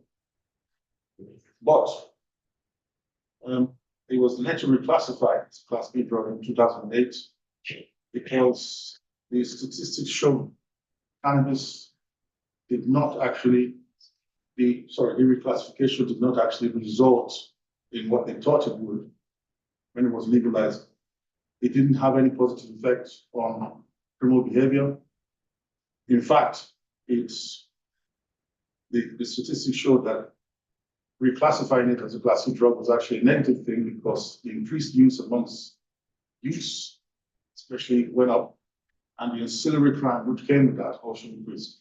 So it was reclassified as Class B drug because the reclassification did not have any positive effect on criminal offending. So please. Now there are some common myths about cannabis, especially in the UK. There's a commonly held belief that the possession of a small amount of cannabis is no longer illegal. That's not correct. Cannabis is still a legal drug. In fact, the possession of cannabis is still a drug which is prosecuted widely across the country in certain circumstances.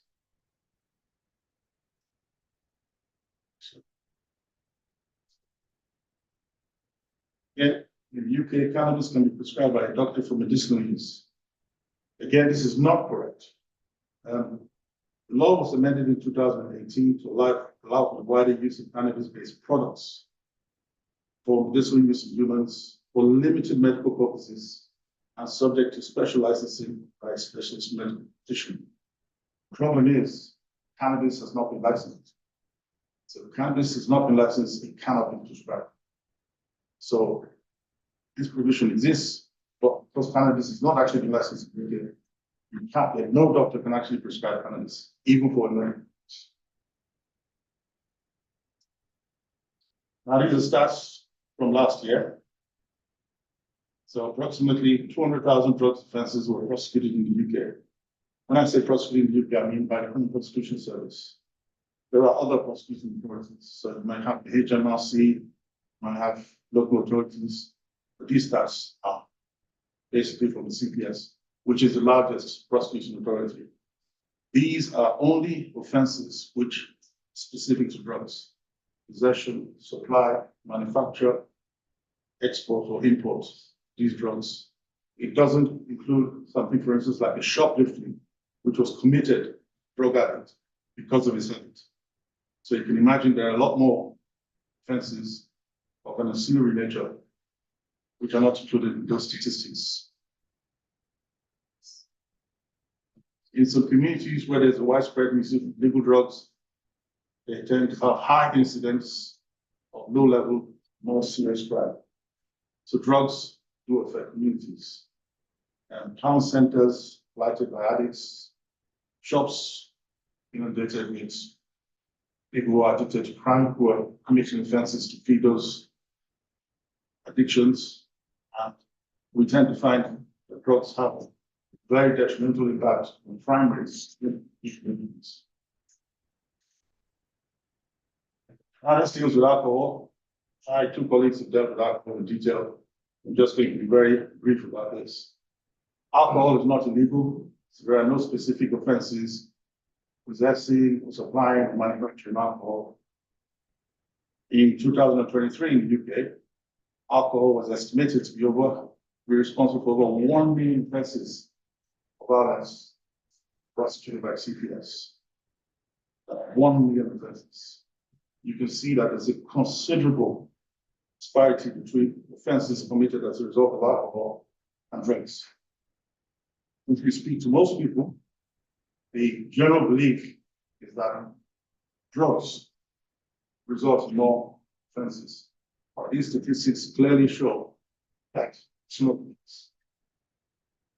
The most common alcohol-related offenses in the UK: being drunk and disorderly, being drunk in a highway or other public place, drink driving as a result of excess alcohol, failing to provide a specimen, and most importantly, domestic violence. Alcohol abuse can also lead to various low-level and more serious crimes. Next slide, please. Now, these are character considerations. Now, in this country, a caution or a conviction for a drugs or alcohol-related offense is likely to have an adverse effect on your ability as a convicted person to pursue a career in the following professions: law, which includes barristers, solicitors, legal executives, law enforcement, police officers, emergency services, paramedics, firemen, pilots.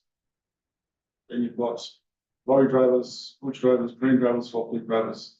And then you've got nurses, midwives, guest workers. Now, the conviction is not an absolute bar to pursuing a profession. Any one of those listed. However, you will have to go through the character test.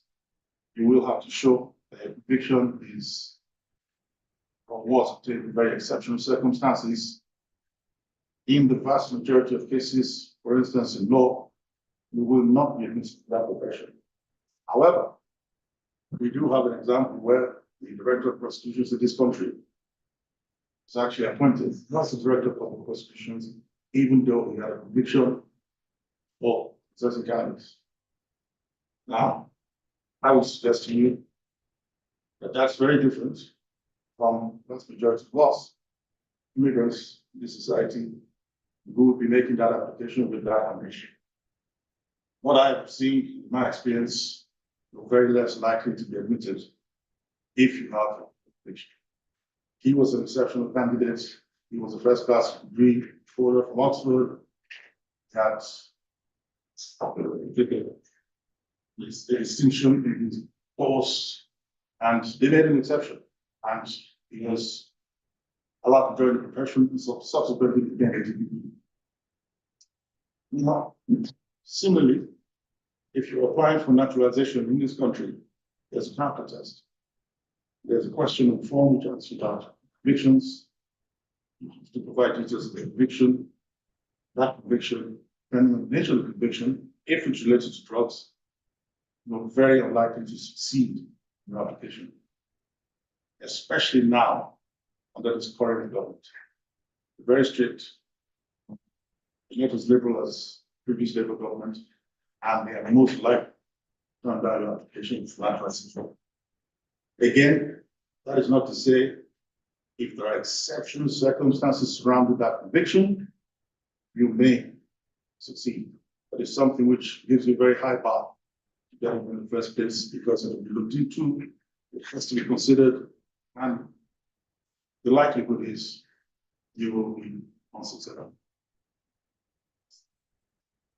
Again, if you have a conviction for drugs or alcohol, you could be refused entry into USA, Canada, Australia, New Zealand. The US, very, very strict about it. They usually take the names of people on manifest and they run checks on them. When you're supposed to, you do it. And if they find out you have a conviction, you will not be allowed.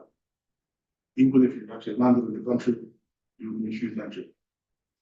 And they've done that with high-profile individuals, they've done that with stars, they've done that with sportsmen. So the chances of succeeding if we have convictions and gaining entry to those countries, again, very small. The list is not exhaustive. Probably 10 more countries who apply character tests, check if you have a conviction, and if you do, not let you. Settlement applications, there's also a character test. So if you're applying for settlement and you have a conviction, it will be turned down, or again, you have to declare convictions and you have to make a special application for it to consider its merits. I'm happy to take any questions.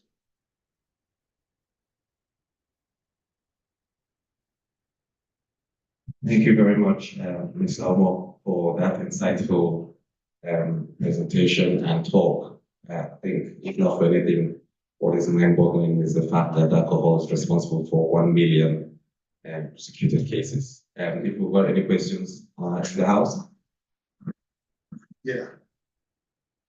Thank you, Michael. One question. So you said something about when you said someone with no conviction might be denied citizenship. Does it have like expiration? Or is it like an indefinite thing? Like the someone with conviction, that person could be allowed to nationalize. Question doesn't actually, you're talking about the Rehabilitation of Offenders Act. Yeah. It doesn't actually refer to that. It asks you if you have a criminal conviction, and if you do, what's you to provide details. So that would presuppose they're not looking at spent convictions. Sorry, they're not considering the fact that conviction is spent. They're looking at the nature. Want to know what it is, details. They make a decision based on that. Any other questions? Yeah, Yeah. I think one thing, I mean, we usually know they say prevention is better than cure. Why do you get to the point where you have to get a conviction first and then have to enter? We said there were class A, B, and C drugs. And then the other classes below. Like D, Not that I know. experience, and C. Not that I know.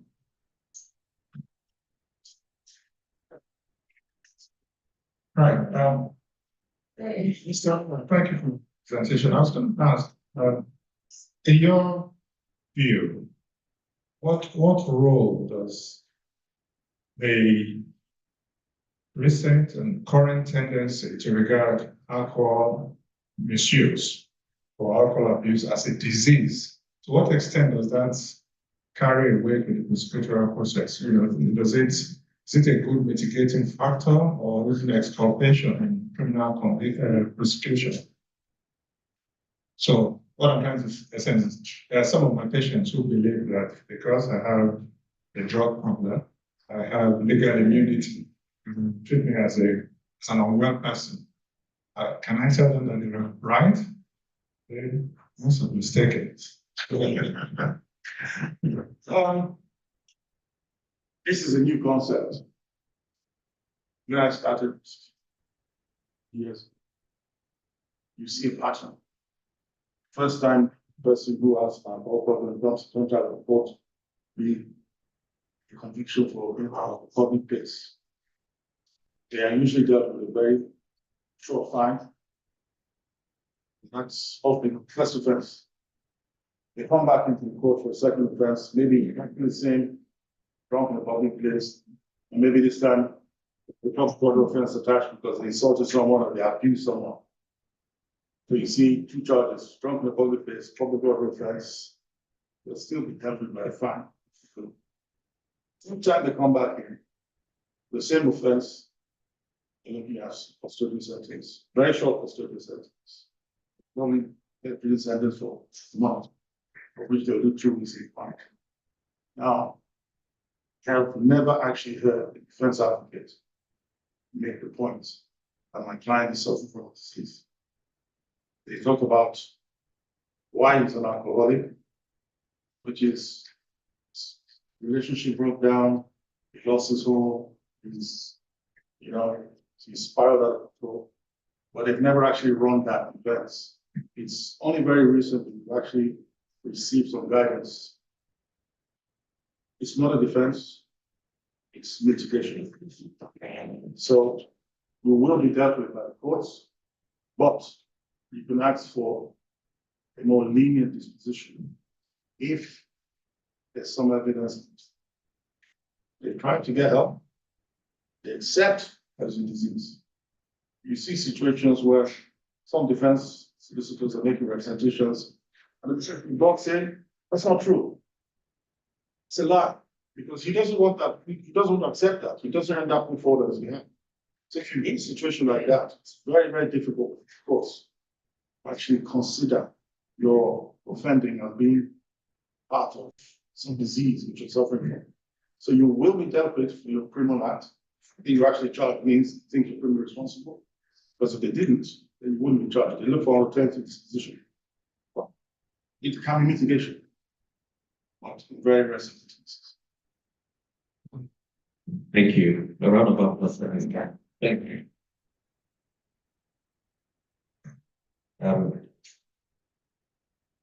was just looking at his list and I saw that doctors were exempt. I just thought, oh, maybe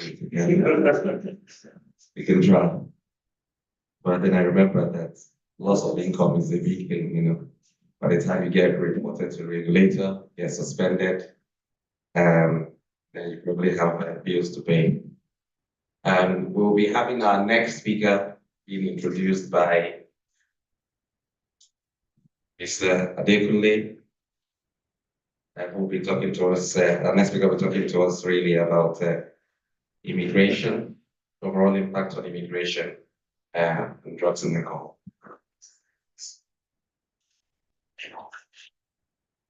Good afternoon, ladies and gentlemen. Our next speaker is Mrs. Claudette Amorigoye.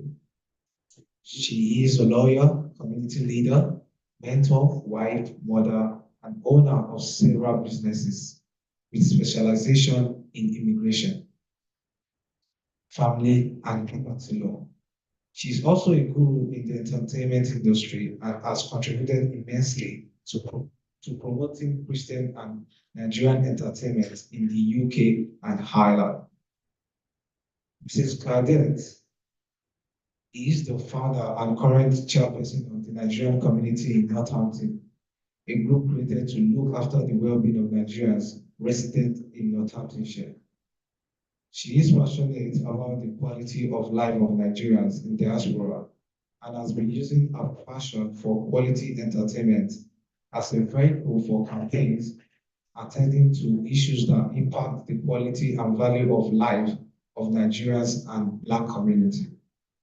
She is also the executive producer of a short film she made to launch a dementia awareness campaign in 2021. This film is being shown around the globe to raise dementia awareness. She continues to use her skills and passion to raise awareness and look after the social life of all. She is happily married to Femi Gbo, and they are blessed with 4 lovely children.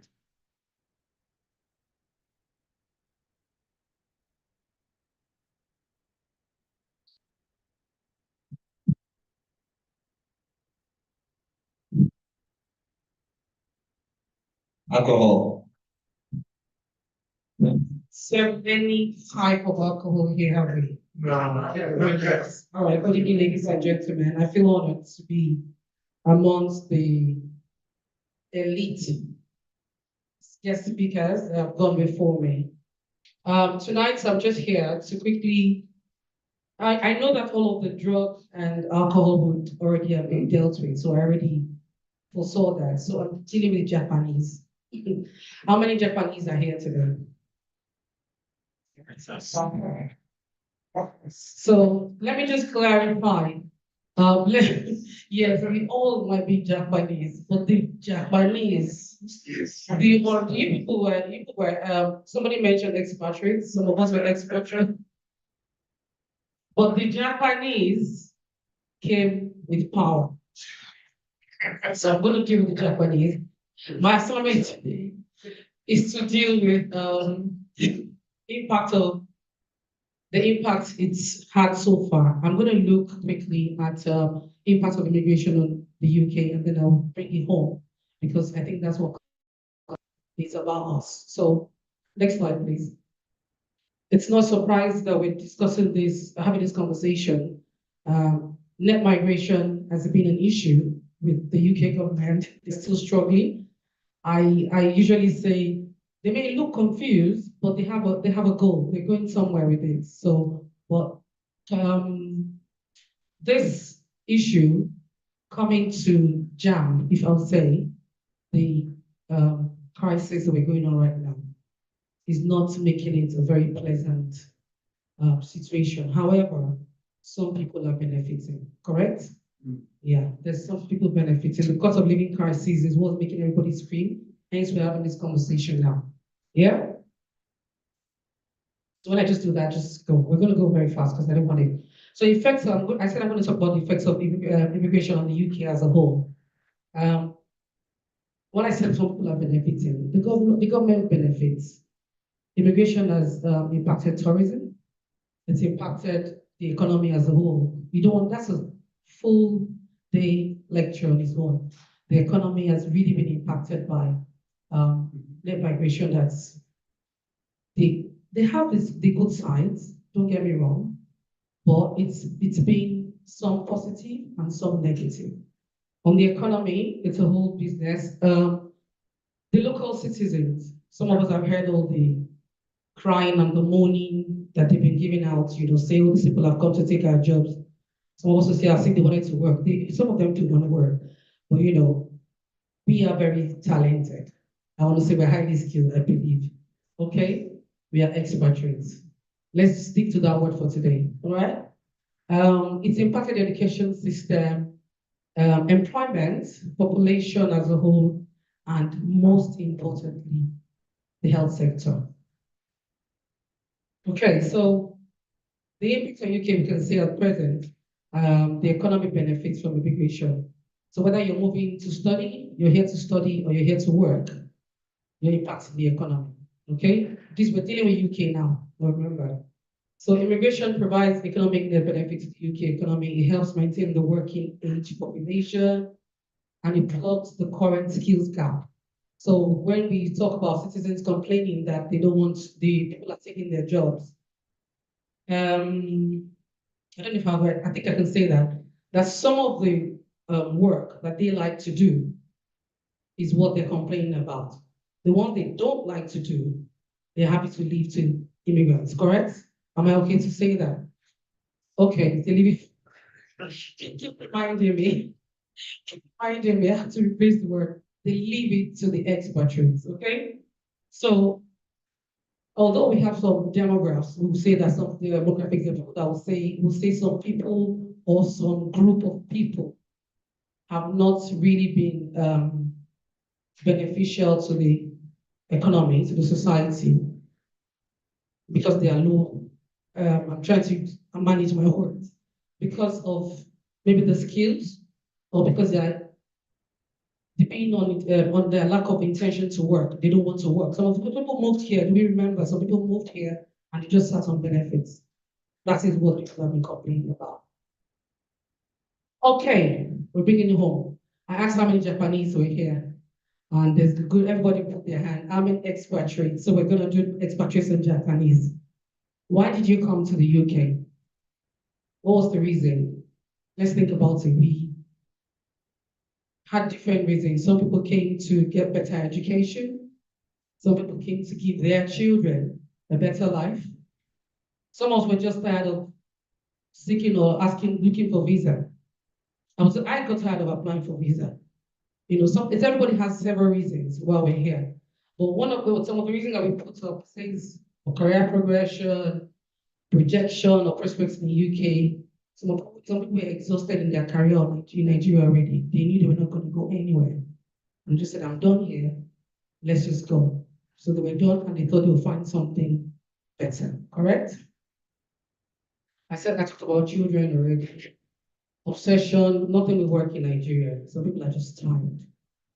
Andrew, no check out, though. You checked out. So some people just wanted to check out. And some people thought they would get jobs easily. Yeah?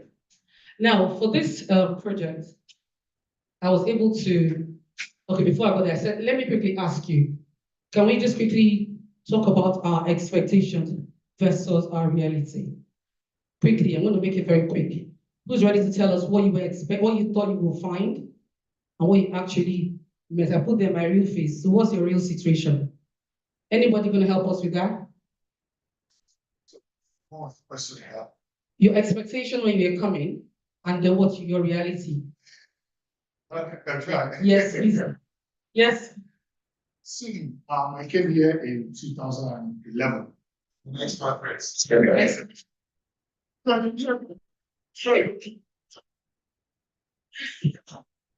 It's okay. So, my studies, thought I was gonna, with my distinction and my masters and good result and have BSc, that getting a job in the UK would have been so easy. So after my graduation ceremony, I moved to towards London. And fortunately, I stayed at home for a year, 6 months, no job. Familiar story? No job. And at a point, I was asking myself, maybe I made a mistake paying that amount of money coming to the UK. But I woke up one day and decided to start doing all this. I first of all started working as a learner. Yes. Yeah. So Station. yes, it happened. So from there, I was able to save money to do the course I wanted to do.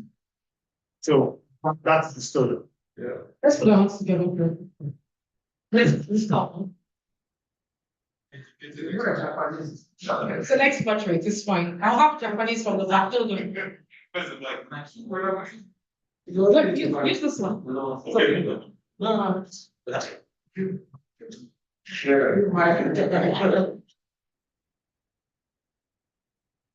I've been here slightly longer than people. Okay. I came over here in 1990. Whoa. Expatriate. No. Great. My was no more difference than this. The thing is, nobody can actually tell you what to expect when you come here. Because when you come here, there are things you just have to find out yourself. There are citizens who are already here, citizens who are working, citizens who are schooling. But even with that, when I came over here, it's still very big shock. I found out my bill was worthless. The jobs I applied for, she put my mother doing it. McDonald's. First sitting in an interview with this Chinese guy, and the guy said to me, "You cannot do this job." Yeah, this guy is racist. But he said, "Yeah." The partners, they are thinking. You just have to look. They tell you, even when you have friends, they tell you. You can't actually see it, comprehend it, till it actually comes. So the first thing I learned is to requalify. So I had to readjust my petitions. I wasn't going to walk into this job. I wasn't going to walk into any job without experience. You get yourself certification. Most importantly, you have to find work experience to actually get you that experience, to actually get you in the door. You know? It's about having realistic expectations there. Brilliant. Thank you very much. Okay. All right, everybody's going to raise their hand up. So we're going to just take. Is anybody from this side? Yes, I'll take. Two. I want two from here. Japan. You're gonna take last two. From the next country. My story is also, I came in here like 3 years ago. Now we see what I'm saying. So my story is about like this. However, the only difference for mine is because I had heard similar stories before. I did research on the profession I wanted to come here because in the first place, it was relevant and the necessary qualifications that would demonstrate that I'm competent.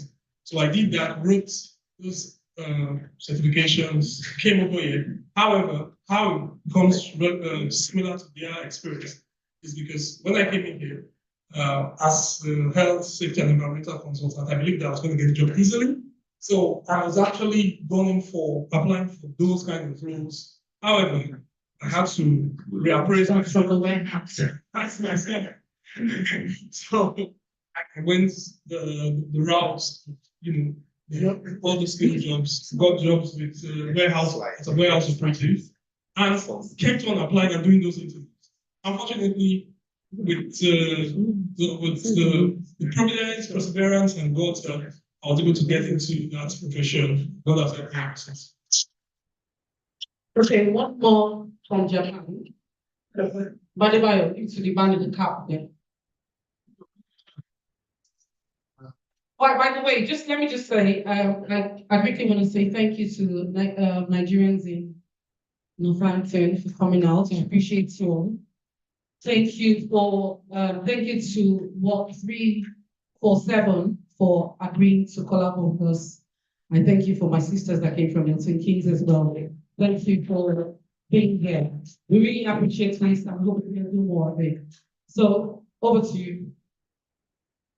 Same story now. Came in like 3 years ago. And yeah, when we were moving, we thought coming here. That's the story I want. Yeah, it's going to be like forget. Start making it. So my wife came in for studies and we came to join her. And when she finished, we were like, just use your certificate to get a job with NHS, get a job with the head. And we were surprised. They said, because she just finished, she has no experience, she needs to do some qualifications, some certifications. We have to move to the care section. And we're still trying to get to that promised land, which we hope in the next coming years we'll be able to achieve that. But it wasn't what we planned when we decided to invest that so much more money into the business. But we hope that someday the business is going to use profitability. The investment. All right, thank you. I'll just take one more and then you guys have it. Please remove this time from my time now. Right, quickly, getting some years from getting as a student in Bisham. Well, I had the misfortune of coming to this country in January to do a master's program in Liverpool. That was my starting point. So when I came, I knew that the weather was going to be cold, but not what they say. You really know. You don't really know until you are. So came here and I went to Liverpool. Unfortunately for me, I was living at a place that's 30 minutes walk to the school. And I couldn't use the bus because finances were quite tight. So every morning I was walking to school and keeping fit. My mastoid just the back of ears, frozen. And to tell you the truth, the only thing that kept me in this country was because I got a one-way ticket. Told my wife, I said, sweetheart, I don't think I can do this thing. So yeah, fortunately, well, I was able to pass through that period, and I was told, once you get through that, weather is going to be good, then you get a job easily. The job expects another thing. I'm a medical doctor, so when you pass your plan, you just get a job. I think I went through a period where I was applying for jobs weekly. I applied for more than 100 jobs in a week. You don't even get an email to say we received the application. Nothing like that. So yeah, it was the harsh welcome and so on. Yeah, you can't explain it to other people there at that time, but it was. I think the weather for me was one of the biggest shocks. Fine. Somebody raising their hand. Thank you so much. Thank you very much. I think we have to proceed. My apologies for that. Moving quickly, I did a short survey just for this program because I didn't want to be speaking from, I'm the chairperson of the Nigerian community, so I get a lot of people giving me all of this. That's why I'm bringing it to this level. A lot of people come to me and say all those things. So I said, okay, rather than use just my experience, let's find out more. So we did a survey monkey and we asked the system has messed us up again. It's not bringing up the questions. But most of the questions were, okay, like this is question 6. What are the positive things you experienced since you migrated to the UK? Don't worry about it, I say. And then 7 was, what have been the most significant challenges you faced as a Nigerian immigrant? 8, in what areas have you experienced discrimination or prejudice in the UK? Select all that apply. I was hoping to run the analysis here, but that's fine. I can quickly tell you what everybody said. Some people said networking, mental conditioning and negligence of GP sometimes. Apologies to your doctors in the house, but that's something coming against you guys. Sense of displacement, limited access to family and institutional racism, no work, some subjects through work, lack of access to public funds and benefits, settling down immigration-wise and childcare. That is a big topic, settling down immigration. Today you are fully legal. Tomorrow something has changed. I've never seen a government that is so fluid as this one. Seriously, I know, kudos to my Nigerian, we can be there one law can be but at least this one, they move so quickly. You made a joke, the comedian made a joke about somebody going out of the country, and before you got back, look, people had changed. That is how quickly things can change in this country if you are not permanently resident, okay? So for those of us who have been here 10 years, 8 years, you know how you got it. But this time around, it is very, very quick. I'm bringing it home. So racism, inequality, my skin, being a Nigerian, and the negative talk about Nigerians is also a problem, a challenge. It's been a challenge for somebody. Barriers to employment, getting jobs, and all this. Next slide. So all of this, what do people do? That's where the use of alcohol, the use of drugs becomes a thing. Nobody else can. Who can help you? Who can really? Okay, I forgot to add to it. All of this impacted Nigerians. Go to the next slide so we can move quickly. Some people are hungry. They can't even afford the basic meal from all of this problem. People come to us daily because they cannot really afford to feed.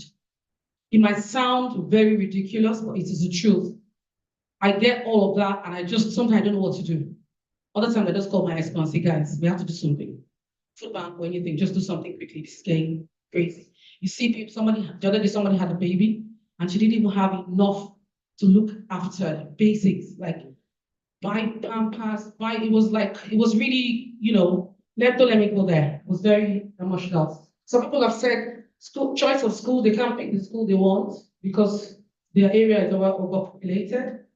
Some say childcare, cars. Some people need a car to get a job. Do we know that? Yes. You need a car to get a job. That is a problem because you would have thought that you were going to get the job first and then buy a car. But now you need a car to get a job. That's a problem. Some people don't even drive. I know somebody who used to have a driver in Nigeria, so she never bothered. And she's here, she's stuck. Unfortunately, March 11 caught up with her, and now she's stuck. Who knows what March 11 is? March 11 before April 11. Okay, go on. I'm trying to go quickly. So I said March 11. January and March changes in the immigration rules affected a lot of Japanese. Some people already had. So for example, you sold your house. No, you sold your car and you said, I'm going to go ahead with my family. So I'm going to wait until we can sell the house for my wife and kids to come. And then all of a sudden, things are happening. Who knows how easy it is or how difficult it is to sell a property in Nigeria? It's just, We're all laughing. We're all laughing, but these things are happening, and people have all those issues. Now, January, students were no longer allowed to bring their spouses, their dependents. March, care workers, the same thing. All these things, the only solution people are turning to, not from begging, because they don't want to beg. What do you want to tell in the UK that you're begging? How do you explain your situation? Tell me, how do you explain the situation you now need to beg somebody in Nigeria for money? Yes. I was telling you that if you're not working, my brother's not coming back home. So when people don't have anything to do, they turn to drugs. Yes, April 11 has happened again. I was going to discuss that broadly, but I don't think we need to. Thank God, congratulations. We woke up on the morning of April 11 and we saw new immigration rules. We are now using that to calm people down, say, don't worry. Because I put it somewhere there, they put 2 codes that we thought would never come up on the system. But luckily those 2 codes are there, 6135, 6136. That's for care workers and carers, and then the other one is for. So at the end of the day, there's hope now. But what I was trying to bring out that all of these problems, these are clear facts. These are things that people are going through. The government doing its own bit. Immigration rules impacting our people. I'm not justifying it. It's almost beginning to look like it's inevitable to turn to drugs and alcohol. Even though that wasn't the plan when they were coming. That wasn't the initial plan. But all these things would definitely impact somebody who maybe left Nigeria to come and have a better life from being an alcoholic, maybe someone that used to play draft, my used to play draft in their village, has managed to get here, they've sold family land, and then he's going through this. There's no way you can stop him. You need God to help that kind of person. Okay? So I also put on the slide some of the new rule says about the regulated bodies that can actually sponsor people. So you can look at, I thought we were going to look at them, but we don't have time for that. Skip. It's different in England, Wales, and Northern Ireland. They put all of these bodies, go on, put all these bodies. So I also took some of the updates. So what I was saying about the next migration calm down, that the minister has his plan, and he's really, really working hard to calm down whoever or wherever you're coming from into UK. They're trying to reduce the number of people that come into the country. However, those of us that are already here, some of us already have these issues that we need to deal with. So what I'm trying to say is that look elsewhere. Next slide. Okay. What did we learn? First of all, some of us came here without the plan. Am I right? If I'm wrong, just correct me. Some people just had care. In fact, I asked somebody, what did you come to do? I don't know, they just said care. I said, can you just pay money to just take care? You don't have a job, you don't know the description of your role, you have come into the country, now you are stuck because there's really no work. Okay? How many of us took the time to research the job we are coming into the country for, or the role we wanted to choose? We didn't, but we can do better now. So if you have somebody coming into the country, like my brother said, research the role you're coming in for. Look for jobs that are in line with your current job or whatever it is you're doing in Nigeria. My brother came and I told my brother, don't come in here and go and do warehouse. I'm not going to allow that because you earn well in the country. So if you're going to come here, get certified, get your qualifications, get what you want to do. As soon as you come into the country, start bumping your CV. If you have to do 100 CVs a day, 100 applications a day, put it through until you get something. And luckily for both of them, that's my brother-in-law as well, they were able to do that. So I can say from experience, you can do that or encourage your people to do that. Get your qualifications from Nigeria and bring them here. Don't come here and do the job that would depress you, that will affect your mental health. Now, don't get me wrong, I'm not saying this is wrong. I'm just saying that if you prepare, let me speak Pidgin English. My husband is from Warri. Now, who no plan, now they catch winch. Winch. If you prepare, if you plan, I know you have something to say. If you plan ahead of time, you will be able to. I know it might sound impossible, but I have 2 or 3 families that have been able to guide in that way to see, plan, organize, structure everything. It might not be immediate, but eventually it will work. Okay? So I put there some advisory. There's some things as a community leader, I have to say this as well. Nigerians, we need to embrace each other. We need to help each other. We need to start. Look, I talk to Asians a lot by virtue of my work. And what they do is communal living. Does that make sense? They work together. We can build that kind of thing. But how do we start? No, don't let everything be a secret. For Nigeria, I think everything is a secret. The only thing we don't keep secret is how we got here. But those people, they don't say how they got here. They start from where they are going. When they've landed, they start saying, when Are we recording? You will now hear someone speaking English to you that you don't know what they're saying, but the person is your boss. We are very well skilled. We are very educated. We now need to put it into practice and help each other to grow as a community. I put here that there are other ways to stay in the country legally. Okay, so from my immigration experience, let me tell you, it's not only care work and school. There are so many other types of sponsorship.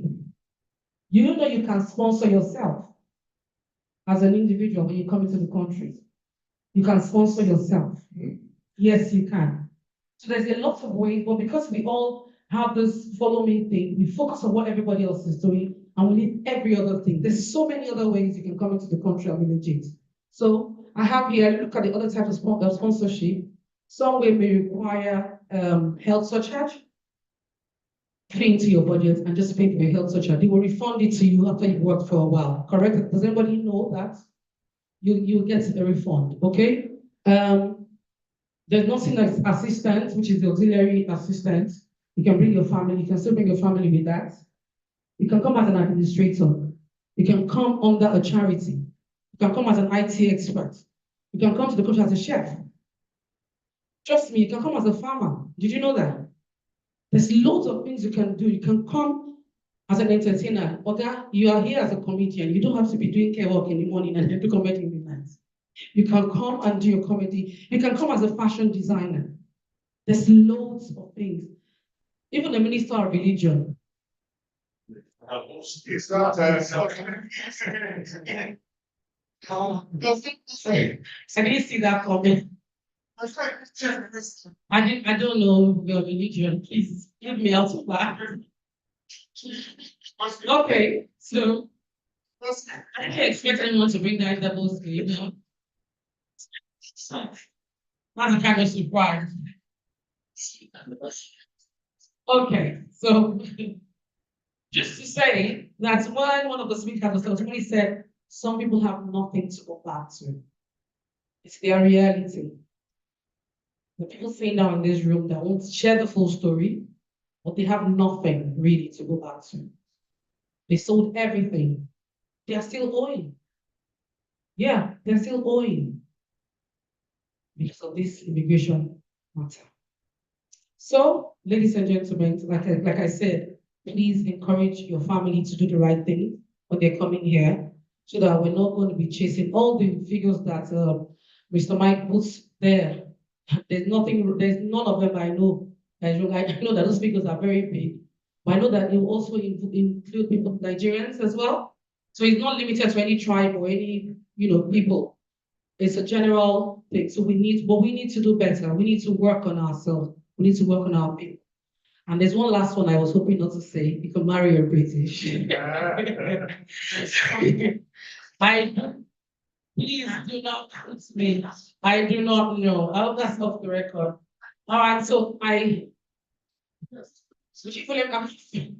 say. That's all right. Okay, throw the question. Round of applause, please. I don't know if I might be wrong if I say that the presentation from the woman is more engaging, isn't it? Yeah.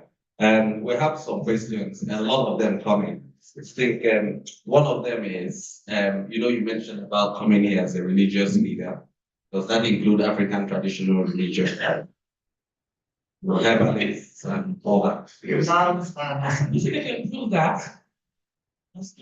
Yeah, improve it. It's up to you. Thanks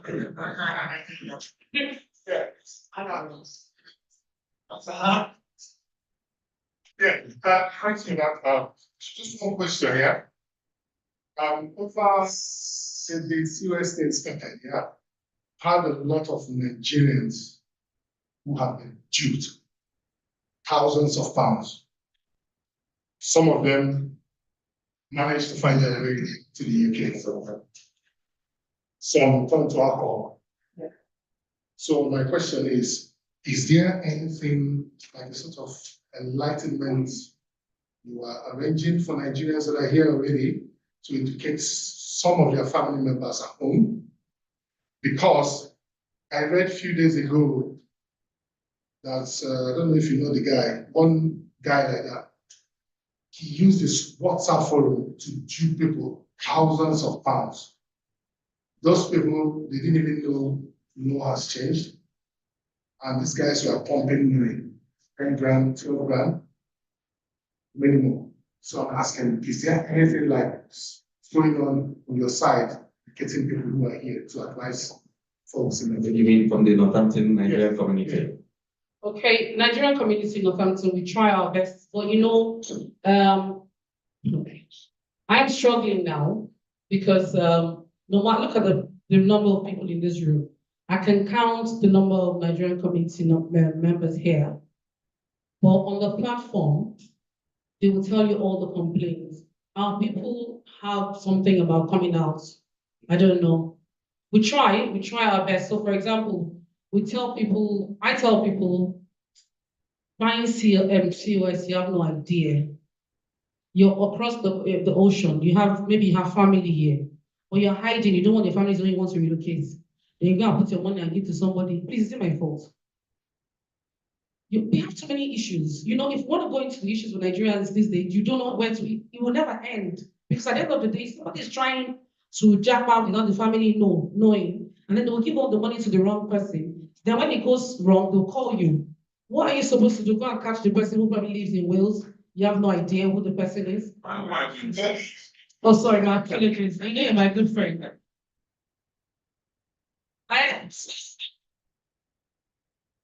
No, that was one in 10. Okay, don't panic. It's my season, don't panic, please. Okay, so the thing is, it goes back to our due diligence. We're not thorough people.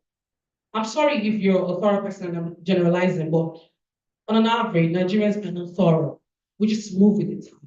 And then you already fall into the pit before you realize that, oh, I should have checked. But that's what we're having to do. People have to live with these things, hence depression, mental health problems, drug abuse, alcoholism is there. Yes, please. Make sure it's not funny. I've mentioned that a lot of Nigerians struggle to feed, and then you mentioned that you were thinking of putting together a food bank. Is there something in place, and how can we engage with the food bank if there's? Okay. Over the years, I've had to. I had an allocation given to me by Aldi, and so every weekend I get to pick food from there and give out to people. But trust me, the people who have come out to take that food are not Nigerians. That's another problem. Pride. Somebody is literally dying, cannot feed their baby, but they're too proud to come out to say, I need this food. So you see me posting pictures of the food I picked from Aldi, and then people are coming to say, please me, I want this food. But Nigerians will sit down and they will not come out. Some people, let me not generalize too much, some people will contact you and say, can you go and give to number 10? So sometimes I find myself driving on my day I'm supposed to be resting on my weekend. I drive from house, I'm going to deliver things to people because they won't come out, but maybe their friend will say, oh, so person is at number 10, can you drop food there?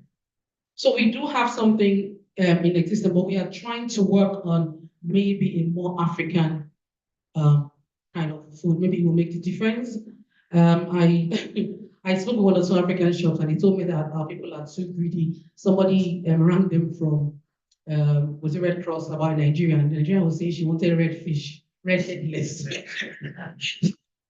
So he got discouraged, like this person, no, really, you're still choosing what you want. But we're trying to see what we can do with the food bank to see how we can help our people and see maybe that will get them, to come out. We will have to, okay, we can talk about that. We can engage, we can do it together again. I believe in doing things together. I think it goes a long way when people, two heads up, but two good heads better than one. I'm the only speaker that's been naughty. I'm doing it. Oh, sorry about it. I'm sorry. It's not really a question, it's just writing on the back of what you said. The assimilation, or when people come from outside, from Nigeria. They have some sort of accommodation problem. And at first, I'm going to stay with John, I'm going to stay with Mike. They go there. When they walk into the house, they come with a Nigerian lifestyle. They leave the lights on, do everything. So they start having problems. So when you see people 1 month, they start saying that, oh, where I'm staying is not conducive. The person, that's where that problem starts from. The person is giving me problems. But they're not thinking about the fact that they've come with different mindset, different lifestyle. Why is he shouting that I left the lights on? Or we're counting our pennies in the UK. Everybody's counting their pennies, they know what light costs them on the average. So you're putting an extra bill to them. So they have that kind of the similarity in the living conditions makes it very difficult for the person who has come, not knowing that they are causing that increase. But they're also sitting in that house, maybe looking for a job. So when you meet them outside, you can't. So where I stay, the guy that gave me his saving, and my cousin he used to stay with us before. So I'm like, that's right. So that's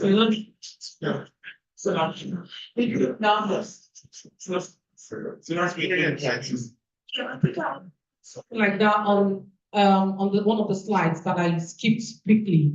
We also have what I'll call the cultural shock. You know, Nigerians, we like to have our space. Are we aware? Or like the Asians, they share. They come in 12 and they live in one house, and everybody tolerates each other. But we come in with the attitude that, in fact, you know, I know somebody that's crazy, but somebody came into the country and said, now this house, sister, they live since. You don't even have a bed. And somebody's accommodating you, and you're talking about the person's house not being, meanwhile, the person paid for your COS to come into the country. So rather than spend the money on herself or her house, she thought about this guy, brought the brother from, went to another cousin's house after like a month and a half, went to a cousin's and said, I can't see ourselves. How long auntie go there? Oh no. By the time he finished in the house he went, coming back was hard because 2 of them dealt with him. But he came with his own mindset, attitude, everything. And you're still judging somebody's house. You don't have bed. You know, so we have a lot of attitude to deal, things to deal with, a lot of things to do with the Nigerians, but we have to start somewhere. So I think the housing, if we educate them and say, when you come, you sleep on the floor, you will think, then when they come, you can give them a mattress, you know, it will make them begin to think about it. But it looks like when they are thinking about the streets of gold, we encourage them, we indulge them. So they come with that attitude that we're going to be here. So we also need to do our part. When they're coming, educate them, let them know it's not going to be easy. Don't worry about scaring them. Whoever decides to jump on the train will jump on it. Yes, please. Okay, just one question. As professionals, how do we really break into the UK job market? Because I've come to realize that many years ago, I found jobs that I felt I was qualified for. And when I applied, they say you need work permit. And I looked through the requirements to get a work permit. They say you need a job offer.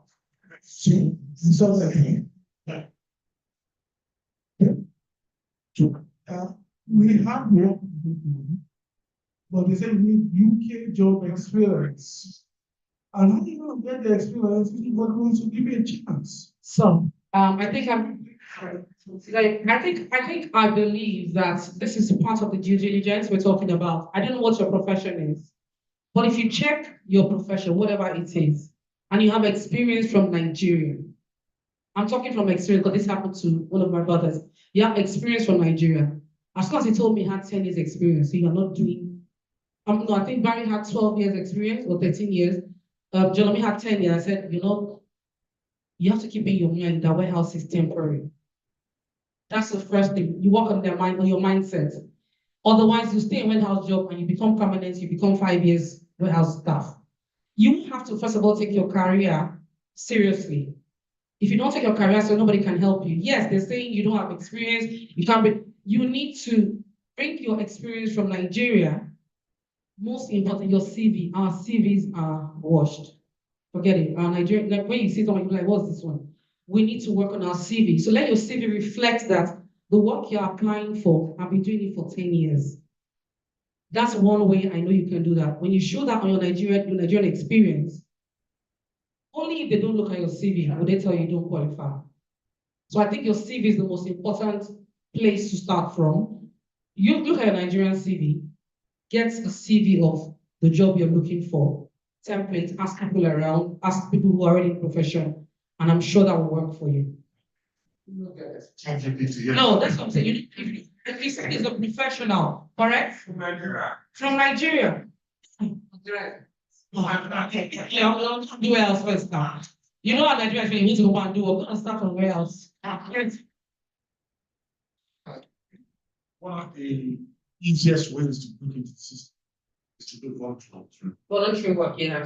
It's not attractive, it's difficult, very laborious, but it will give you experience. Yeah. You don't need a work permit to do voluntary. That's the only. When I first came over, I was doing the security. I used to volunteer a season like once a week. It was a terrible time. In 12 hours a day, they shout at you, they use you. Make tea. But you get experience. It's your goals. Yeah, and on top of that, start from, we have another issue. Because you have that experience, you want to start from big pay. Start from the lower grade, you know? Sorry, Yes, sir. I can speak from the medical viewpoint. Coming from Nigeria, I mean, I can speak now as somebody who is in a senior position, who's maybe as a patient to employ his Expatriates. Now, first, the stuff you said about CV is very, very important. The way we present our CV, you don't have to be able to do everything yourself, but learn how to write a proper CV. You start your CV by top with dress, number one, as you doing Shalade or spending yeah. But there's a professional average way to write CVs. And all you have to do is the kind of time you spend on Instagram checking out Bobrisky, yeah. CV, it's fine. That's the first thing. Certainly in the medical profession, there are two things that are very important. One is clinical experience. Yeah. Now, what you're looking for when you're a consultant is somebody who can contribute to your team. So one way of getting into the medical profession here is clinical internship. They're again similar to the unpaid voluntary type I spoke. But that is how the team gets to know you. When I was consultant, 15 years ago, we had a steady stream of Asian doctors who would come in, having had no UK experience at all. The clinical director will hand them over to me and say, Femi, bring this one for me. They will start out on clinical attachment, follow me to work rounds, do stuff with you.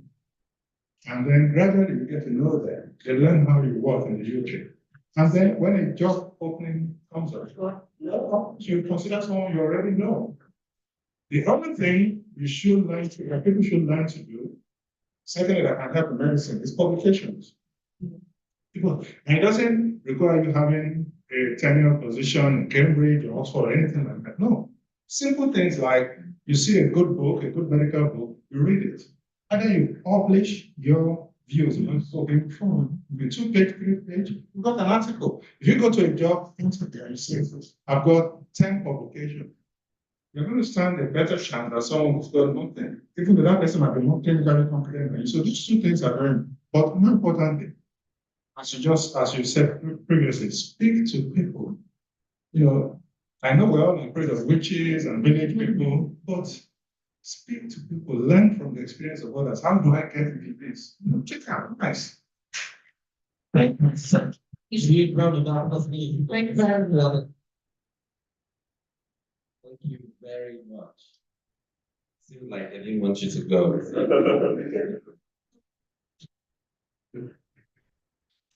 All right, that's our last presentation. The next on the list item would be like a vote of thanks for coming here and being with us. Questions, before I ask questions. Right. I've just been told that there were some questions that were put online on which the engagement team online had promised that it would be dealt with at the end of the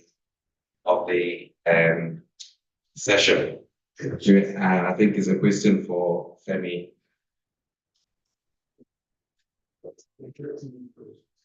All right.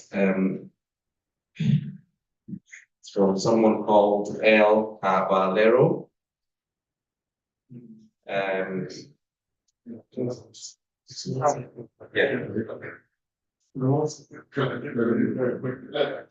So, five questions. Five, yes. Those are some kind of five-part questions. So the first question is, what can we do differently to address these Japanese tendencies in Nigeria, where both the skilled and unskilled want to live? That's a very easy question to deal with. Please refer to President Tinubu and his cabinet.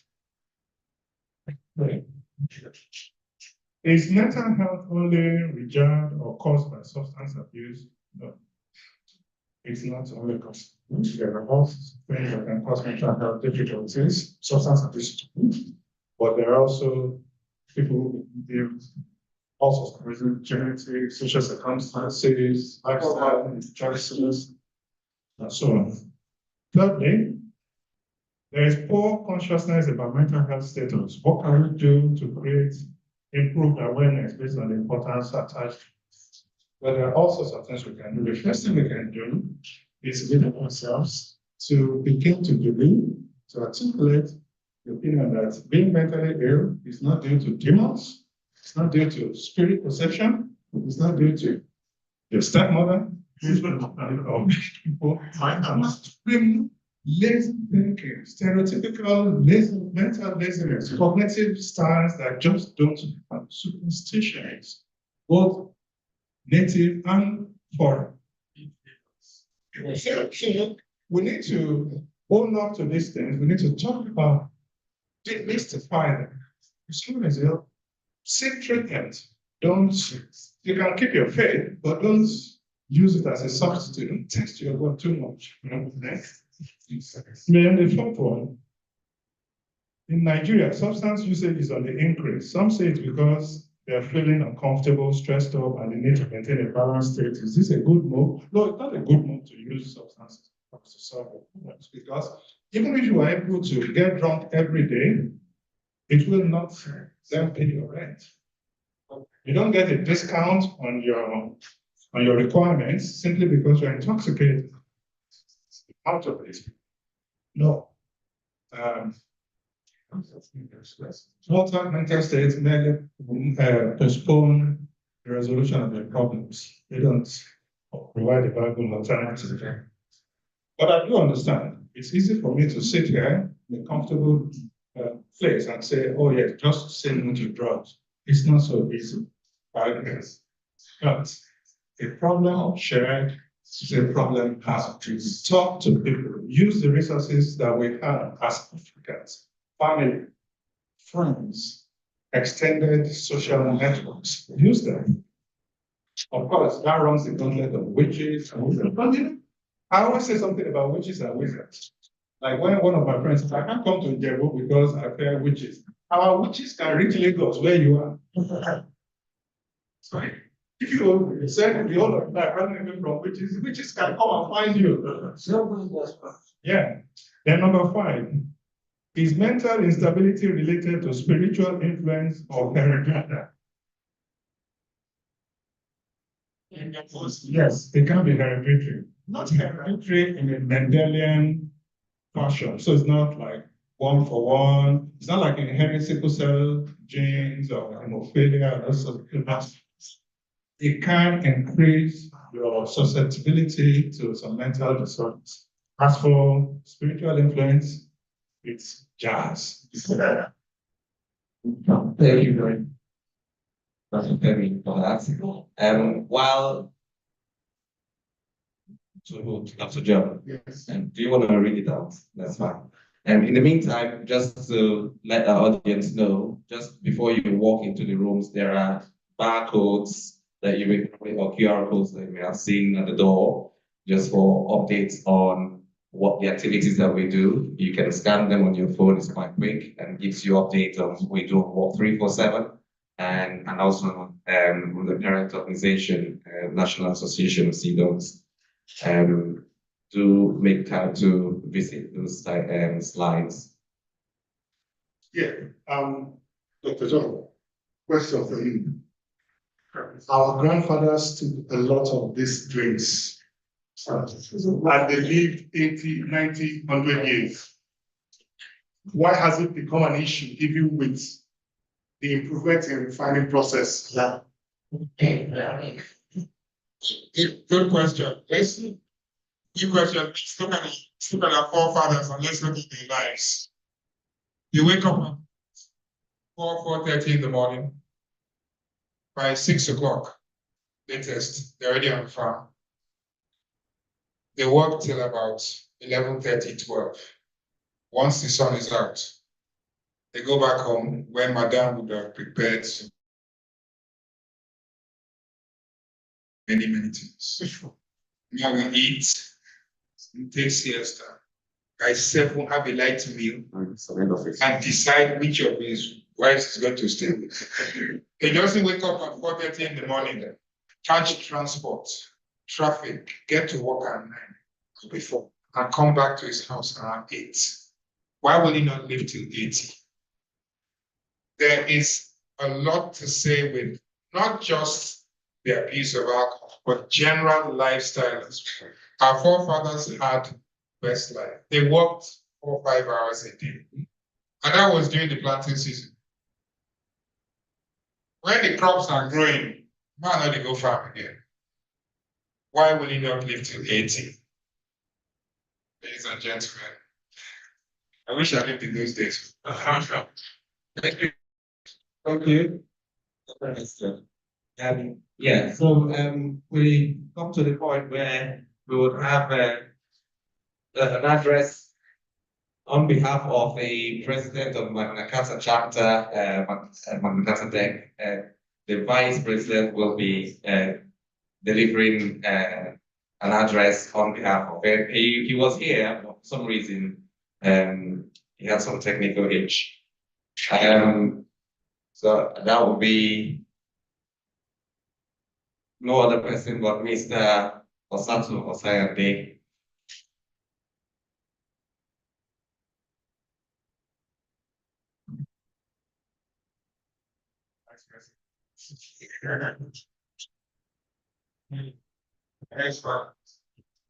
Well, on behalf of President Magna Carta, Dr. Anthony Wigwe, I'd like to say a very big thank you to everyone here who has participated and who has enjoyed from this education that we all have had today. It was very enlightening.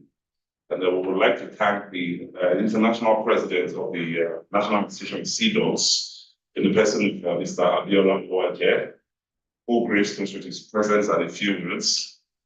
We are grateful for that today as well. We would specifically like to thank our speakers who did a fantastic job. The doctors, our very enlightening Mrs. Claudette Demi-Bo. And what you call it? You did a fantastic job of letting us know what the Japanese bring through, what they have been and all steps that will help them to engage better, lead a better life with their assimilation into the new society that we found ourselves. So on behalf of the National Association of CDOGs, here today, I would like to also thank the members and thank the organizers specifically for such a thorough job that they have done today. So thank you very much for coming, and we hope to also engage with you in other fields of endeavor that we feel are beneficial to human existence in the UK as well as globally. Thank you very much.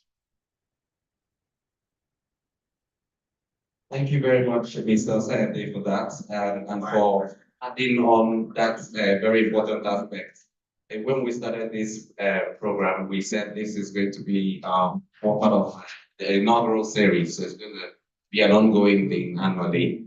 And who knows what it might metamorphose to. I turn into a town hall where we probably discuss. So I just wanted to, in addition to that, recognize the fact that we are also graced by the presence of the international vice president here, Mr. Uchenna Noli, who was also present here. I will now be bringing in our event coordinator or program coordinator who has worked behind the scenes to set up these whole stuff and has been in discussions with all the speakers and collaborating with all our partners and our sponsors. I really hope you guys enjoyed the refreshments. I think you mentioned of them who have sponsored this program. And that will be Mr. Chukwudi Onwudimanti. All the welcome.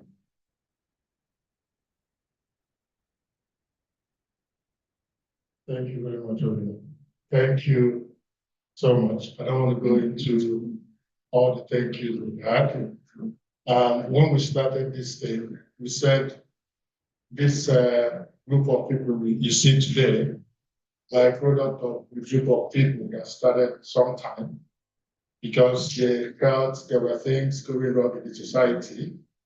And not just that we've seen those things going wrong, they resolved that they had to do something about it. And they join hands with other people that want to do the same. And like I said, we want this to be a continuous thing. We're looking at this as a stepping board to more engagements. We want to specifically thank the Northampton Nigerian community for coming together with us. When we say Japanese, I can use myself as an example. When we say, when you come in, you are at sea, basically. I know when I came in and I was as confused as everybody else. And I told my wife, look, I'm going to work in a warehouse. She said, no, you can't do it. You're an architect. Why would you want to work in a warehouse? No? I mean, I had to go somewhere. I had to leave the house. And then I spoke to someone who has been here longer than me. And I said, look, what can I do in Nigeria? Who I knew back in Nigeria, an engineer as well, because he was working as a civil engineer while I was working as an architect. And he told me, boy, my security work. And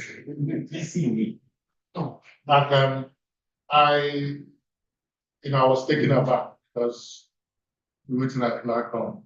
Secure.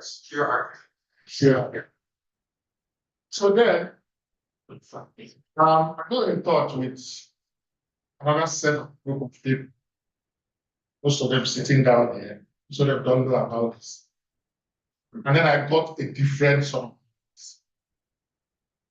And I found that it's not a matter of the advice you get. It's not a matter of the information you get. It's a matter of where you get that information from. And after I got their advice and networked with the people I should network with, found a different, and I never had to do security. It's happens. Yes. So what I'm saying in essence is, we want this network to continue.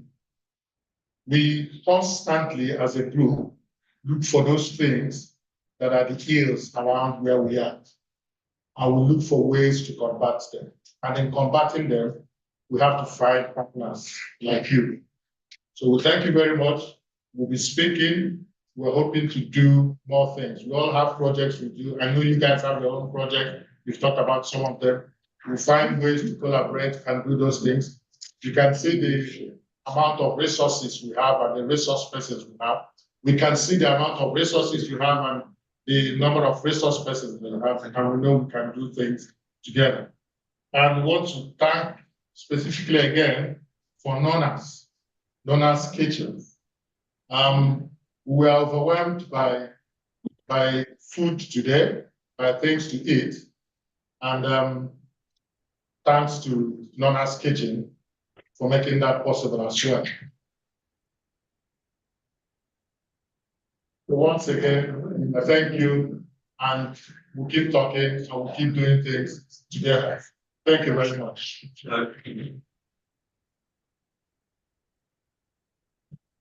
Thank you very much, Mr. Omotonati, for that.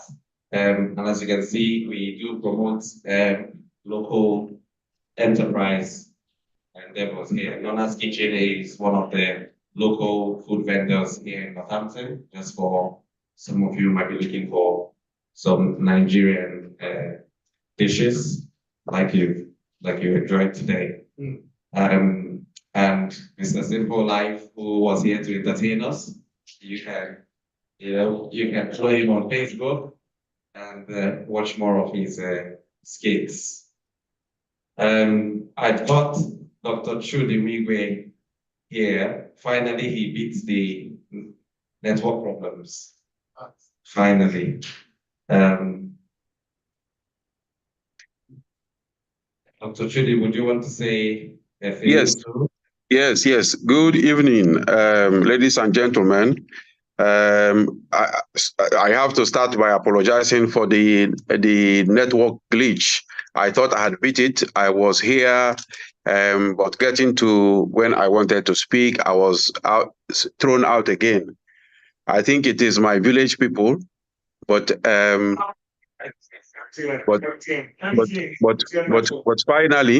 finally I am here. I can hear all the thank yous that and I mean I listened to all the presentations. I know that Mr. Awudinanti and then our Vice President, they've all given vote of thanks and thanked everybody, but I don't think any amount of thank you will be enough for the yeoman's job that has been put together by all of you, by your presence and the presentations. So I also wish to thank everybody, all the presenters, Dr. Femi, Dr. Kumabo, Omo, Claudette, and the entertainer. I was also of the view that no place like home, but the experience I had today also is showing me that before you take that flight, you have to make sure that you have that information. We have a lot to unpack from the first speaker, from Dr. Femi. Information is key. When you keep your problems to yourself, it consumes you the more. Speak to others, share information, render help for those of us who are here where possible. Somebody was asking if drinking of wine is bad. It is not bad, but I think from what Dr. Femi presented here, it means that it is moderation is the key word. Moderation. Know your limit. That was from Dr. Akumabo. Know your limit. Do not measure bottles with others. Do not measure bottles with others. Don't say this person has taken 10 bottles, therefore I must take. Your problems are different. And then your solutions are also different. Here, their solution to their problem may be in the 10 bottles. Yours may be just in one. So know that and know peace. The times are different. Our forefathers lived differently. The number of obesities and heart-related diseases he has skyrocketed compared to that of our forefathers. So also, once you come as whether you choose to call yourself an expatriate or a Japanese, just make sure that once you come, you identify with the people on ground. Check that you do not have any unknown medical conditions, register with your GP, and do all the necessary checks. From Mr. Amo's presentation, I didn't know that the drugs have classes. I thought that they were all in one class, maybe in primary school, but I can see that some are in primary, some are in secondary, and some are in university. And depending on your brain capacity, If you are supposed to take the one for primary school and you go to university, then automatically you are in for trouble. And then also we have seen that it is not an excuse that depression or whatever issues that you're having is not an excuse to engage in drugs and then or alcoholism, and which may push you into crime. It is not an excuse. You'll be taken out of the country once you are in that kind of situation. So you can't say, well, sorry, I didn't know, I was drunk. And they will leave you, say, okay, you stay. So please make sure that you avoid all that, because even in some countries, not just taking out, some of them have death penalties or very long jail term. So the fear of deportation, I think, is key. Yeah, is key. Alcohol abuse is not an excuse before the law. We looked at from Claudette, we see that the net immigration in the UK is increasing, not just in the UK, in many other countries. So the same problems we are facing here is the same that they are facing there. So they want to keep the best and not the ones that will constitute nuisance. So if you have issues and you go and apply for a visa renewal, that will not work.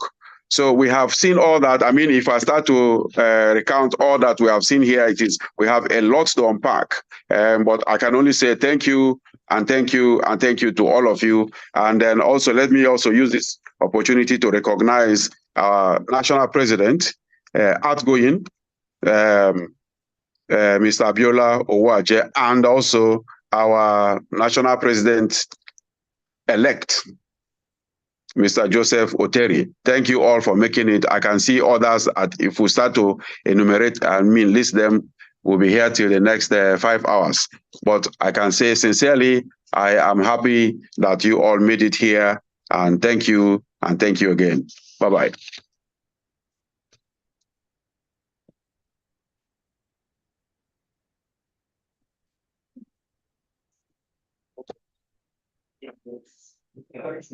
Thank you very much, Dr. Chukwudi, for that summary of the whole session. It clearly shows that he has been here and paying attention. Thank you again. And this is where we draw a close to this program. We will then proceed to more refreshments and networking, and I hope that you guys have enjoyed it just like I have. I also hope that if you're still here in Northampton, you can soak yourself in the attractions that Northampton has. Okay, so there's a Northampton Museum, which used to double up as a place for execution by the king. And also, yeah. Thank you. Thank you very much. Yeah.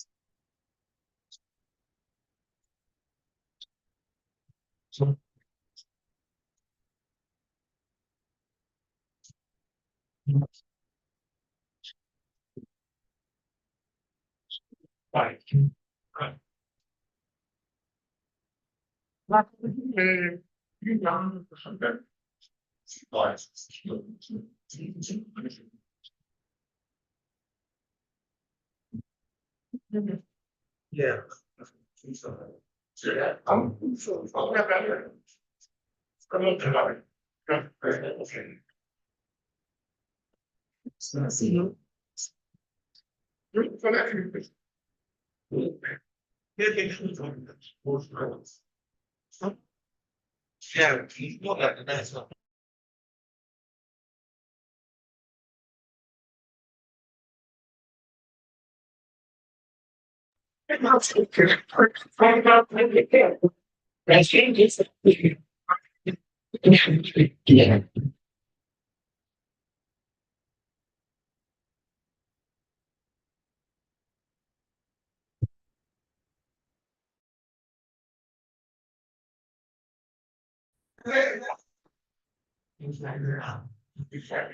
Yeah.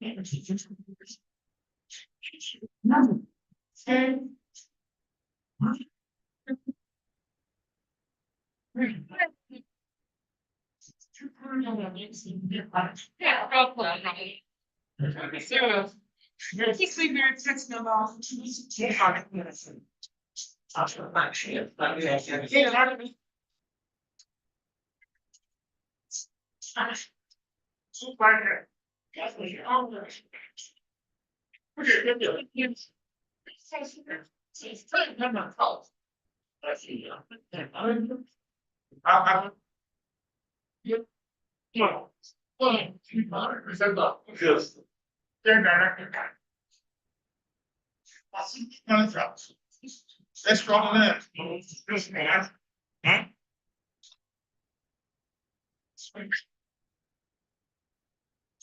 Yeah.